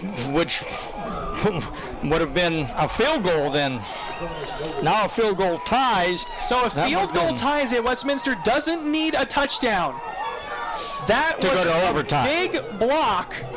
Westminster can still send this to overtime as the absolute roller coaster of emotions doesn't stop. No, and now it's going to be interesting to see, because I believe Carnegie Mellon will get 15 yards on the kickoff. So that'll be kicking from the 50-yard line instead of the 35, I believe. That's where the call was. And are they going to squib it, or are they going backwards? Where was the personal or unsportsmanlike conduct? The umpire is stepping back. No, it's against Carnegie Mellon. I stand corrected. So that's going to be kicking from the 20-yard line. We thought it was on Westminster. Yes, we did. They said it was on the defense. Well, the referee came out with those arms out and pointed to Westminster. Then he corrected it verbally, apparently. So, with 55 seconds left, Alex Klein completes a strike to Ben Armbruster. First time we've said his name all day. Comes up with arguably the biggest play of the day for CMU for 20 yards, and the extra point gets blocked. 19-16, Titans gonna try to score on their last drive of the game, potentially. Kickoff happening from the 20. This should be good field position. It should be good field position, and Westminster still has 2 timeouts, Tyler, which could be critical. And almost a minute to play. And it is a line drive kick. Fielded at about the 20-yard line by Ian Valente. Ian gets all the way to the 41. Second level. He got into the second level of the coverage, came in under and maintained lanes and made the stop. We were coming this way, and now it's going to be 1st and 10. Westminster does have those 2 timeouts, which help immensely. It enables Westminster to throw the football anywhere all over the field rather than having to stick to the sidelines or throw it away to stop clock. 50 seconds left. Shamon Walker is who they're going with, starting the last drive at the 41-yard line. Westminster's offense hasn't helped their defense since the first quarter opening play. Can they get something finished here? Walker back to pass, under pressure, throws it away. Threw it away. Threw it away. Once again, pressure. 44 seconds left on the clock.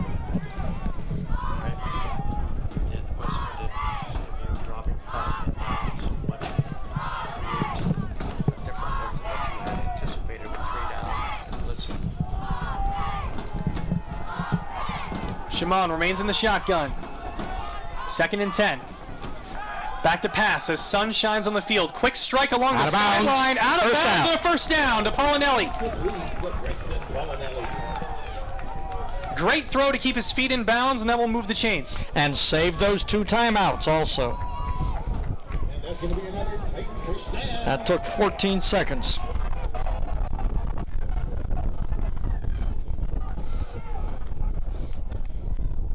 Walker in the shotgun, back to pass, pressure up Blitz. the middle, and he's going to try to take it himself and get nowhere. He tried to run up the middle.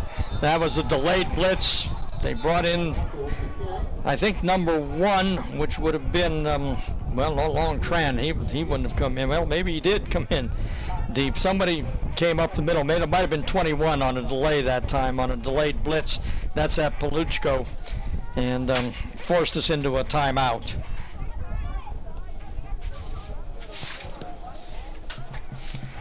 And that was a 2-yard loss, so it's going to be 2nd and 12. A reminder, what's happening in our area in the world of arts and culture, actually a whole lot. The Pittsburgh Symphony Orchestra, theater, celebrity series, art, music, presentations by distinguished thought leaders and change makers, concerts, and a whole lot more. Visit the Westminster Arts and Cultural Events calendar today. Find it now at www.westminster.edu/community. And Westminster were able to win by 7 against W&J 2 weeks ago, prior to their bye week. Can they come in clutch with 34 seconds left, down 19-16? Ball at the 49-yard line, 2nd and 12. Loss of 2 on the previous run by Shamon. Back to pass, pressure again. Throws right in, overthrows a man, and there's going to be a flag called. And it's going to be on CMU. They just showed it. Let's see what the call is. Holding on the defense, number 20. It's a 10-yard penalty from the previous spot.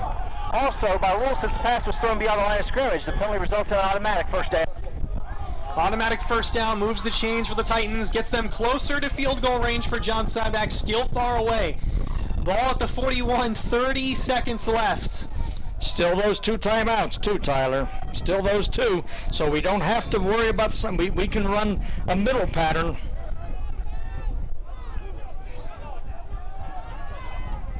3 wide receivers to the left. Walker back to pass, immediate blitz, gets hit as he throws, completes the catch to Connor Cox, all the way up to the 26-yard line, trying to get up to the line, 24 seconds left now. 21 seconds, spikes it. That took 3.5 to 4 seconds, that spike, and we still have those 2 timeouts. And as you take a look at the fans, that's exactly how I'm feeling right now. This is the closest game they've had at home. Even closer, honestly, than W&J. That was a 7-point game. Well, and the attack wasn't this phonetic at that point in the W&J game. Have to be very, very careful with 20 seconds left. If you're going to take a shot, make sure it's one that you can positively take. Walker going to scramble, gets some room, he's to the 10, he's to the 5, touchdown Giants with 13 seconds left in the game. Now watch out, the official down here has his hat off. He has his hat off. And they say that he was out, but I think they're calling it a touchdown as everyone's celebrating, people piling in on the sidelines. Tyler Knuckles, the receiver, running full sprint.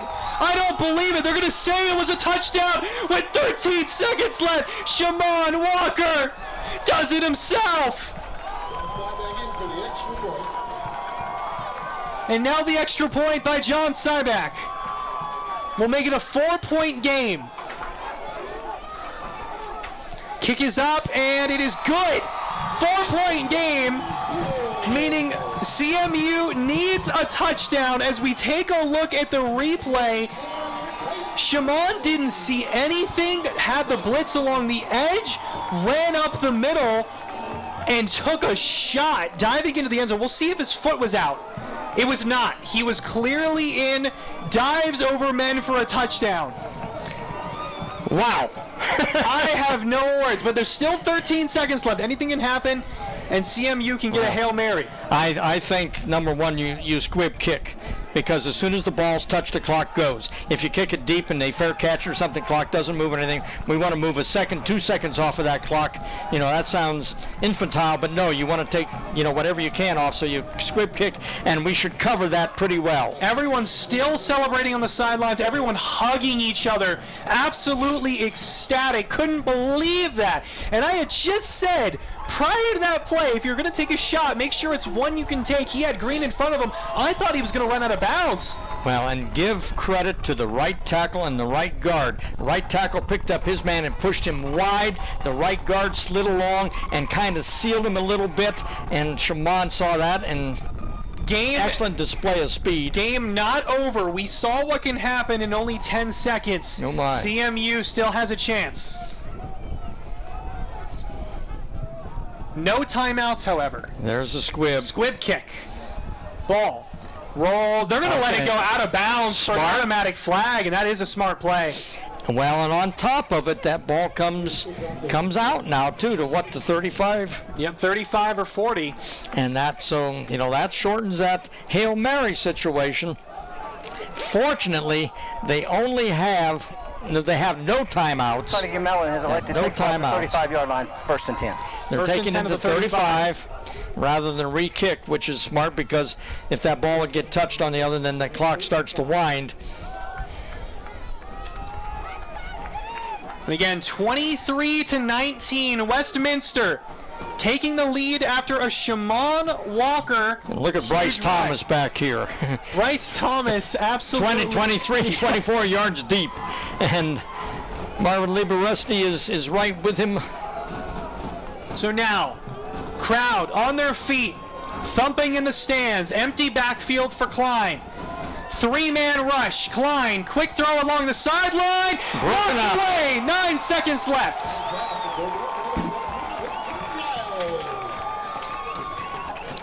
Ball knocked away by Vincent Giles. I'll tell you what, for a freshman, that is a big position to be in, and boy, did he handle it. And that was actually Travis Loster who made that play. Sorry. No, you're fine. 9 seconds left. 2nd and 10 from the own 35. You can hear the rumbling in the stands. They are banging the seats.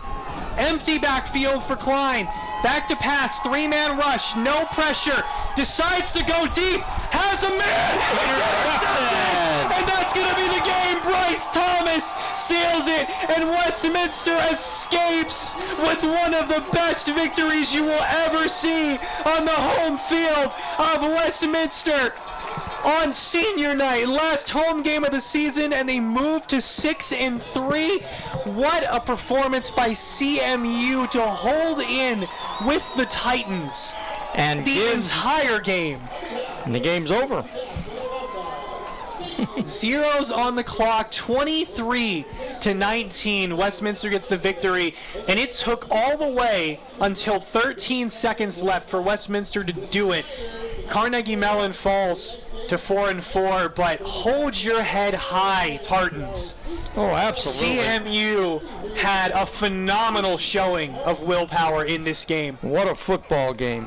What a football game, Tyler. What a game to call for the last home game. What a game to call for any time. This was just an amazing effort. Give great credit to there goes Jim Daffler out to see Richie Lackner, and Richie doesn't really want to the final score, talk about it. 23-19. We'll be back with our post-game wrap-up and Benzel interview on the home of the Titans, WCN. Welcome back to Bury Stadium. I'm Tyler Helvin, alongside me, Scott Reniger. The final score, Titans 23, CMU 19. It took all the way until 13 seconds left for the Titans to seal it on a Shamon Walker run. That's what did it. A terrific what can you say? Let's go back to Yogi Berra 60, 70 years ago, the old baseball catcher for the New York Yankees. It ain't over till it's over. It isn't. And I don't care if that's not good English. And we're going to send it down right now to Maddie Keenan, who has an interview with Coach Benzel. Maddie? Thanks, Tyler. So, Coach, we really took it down to the wire today. How do you keep your team calm in order to execute a play like they did to take the win today? Honestly, it's difficult, but I would say this. We saw that there was single coverage on the backside with under 50 seconds, and we just kept going backside. And I was thinking they were going to change it, and they didn't change it, and we just stayed with it. And what a great play! What a great win! It really was. Now, Coach, it is your senior night tonight. So, what do you have to say to all the seniors that will be moving on today? Yeah, I love them. They're great. They're great kids. They're great young men, and I can't wait to see them come back and be a father someday. They get a little emotional. Well, thank you so much for talking with us today, Coach, and congratulations on the win. Thank you very much. Tyler. Thanks, Maddie. And, of course, Coach Benzel really emotional after that. That was it. That was the last home game of the season.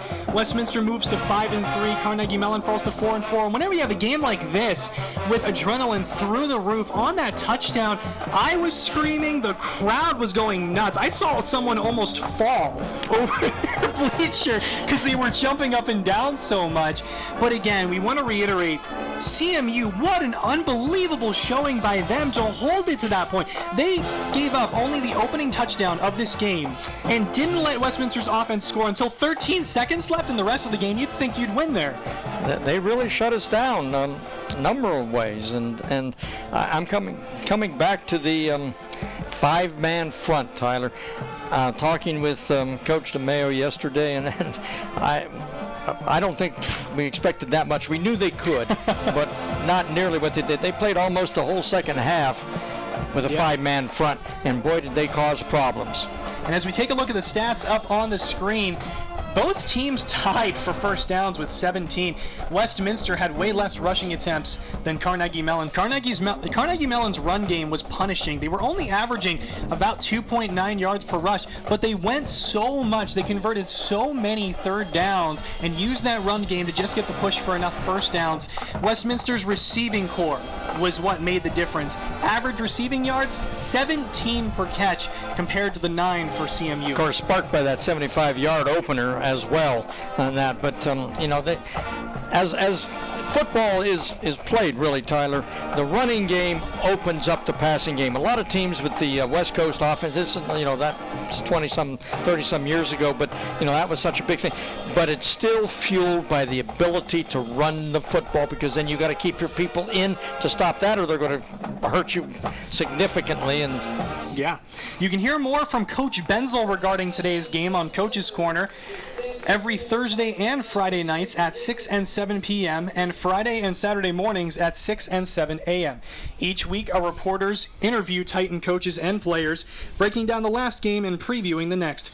Coach's Corner on WCN. Watch it on demand anytime on our Vimeo channel. And want to take a big thanks for all the seniors involved on the football team, on our crew. This is actually my last game ever doing these. I had a phenomenal time doing these with you, Scooter, for 4 games. It was amazing. This is the first time I've been on the TV side of this, and I wouldn't have changed a thing. I loved the experience. Thank you all for tuning in through this. And again, I have no idea where I'm going to be going after Westminster, but I hope it's something like this for sure. Well, with that award you won last week and a couple weeks ago on that, and your enthusiasm and pre-game work, Tyler, I'm not sure where you'll go either, but you'll go somewhere. Hope so. Next week is going to be at Geneva. Westminster will be actually airing that on TV and radio, due to it being the last game of the season. Going to be a big game on Titan Radio 88.9 on FM and www.titanradiolive.com and the mobile Titan Radio app. Armstrong Cable, Channel 72 New Wilmington, Channel 204 Grove City, Comcast Cable, Channel 183 in Newcastle, and Westminster Campus Cable, Channels 3.1 and 3.2. So we said next week Westminster are going to be taking on Geneva at Geneva. On the CMU side, they really get no rest. They take on Case Western. Well, but this, the way this ended up, really sets the table for next week as far as Westminster's concerned. I can see, going in from such a disappointment or going in with such an up. The only thing you have to do now is exactly what the staff did in bringing the kids back down to the ground real quick, because Geneva will be ready. Yeah, Geneva will be ready. Geneva is always a close game. In fact, last year they won against Geneva. Came back down 2 touchdowns, 14-0 to win that game, and that's actually why they declined the James Lina Bowl. All the seniors, there were so many seniors on the team that said, we want this to be our win. The James Lina Bowl is in Delaware. We don't want to go, which they could have had a 3-peat potentially, but decided to do that instead. I think, that was a good decision, because the emotion coming back like that. Yeah. The final score once again, Titans 23, CMU 19. This broadcast was brought to you by the Broadcasting and Media Production Program at Westminster College, providing real-world experience in today's media for tomorrow's producers. Also, thanks to our sideline reporter today, Maddie Keenan, my partner, Scott Reniger, our entire crew, and most of all, I'd like to thank you for joining us. I'm Tyler Helvin, saying so long for the very last time on your home of the Titans, WCN.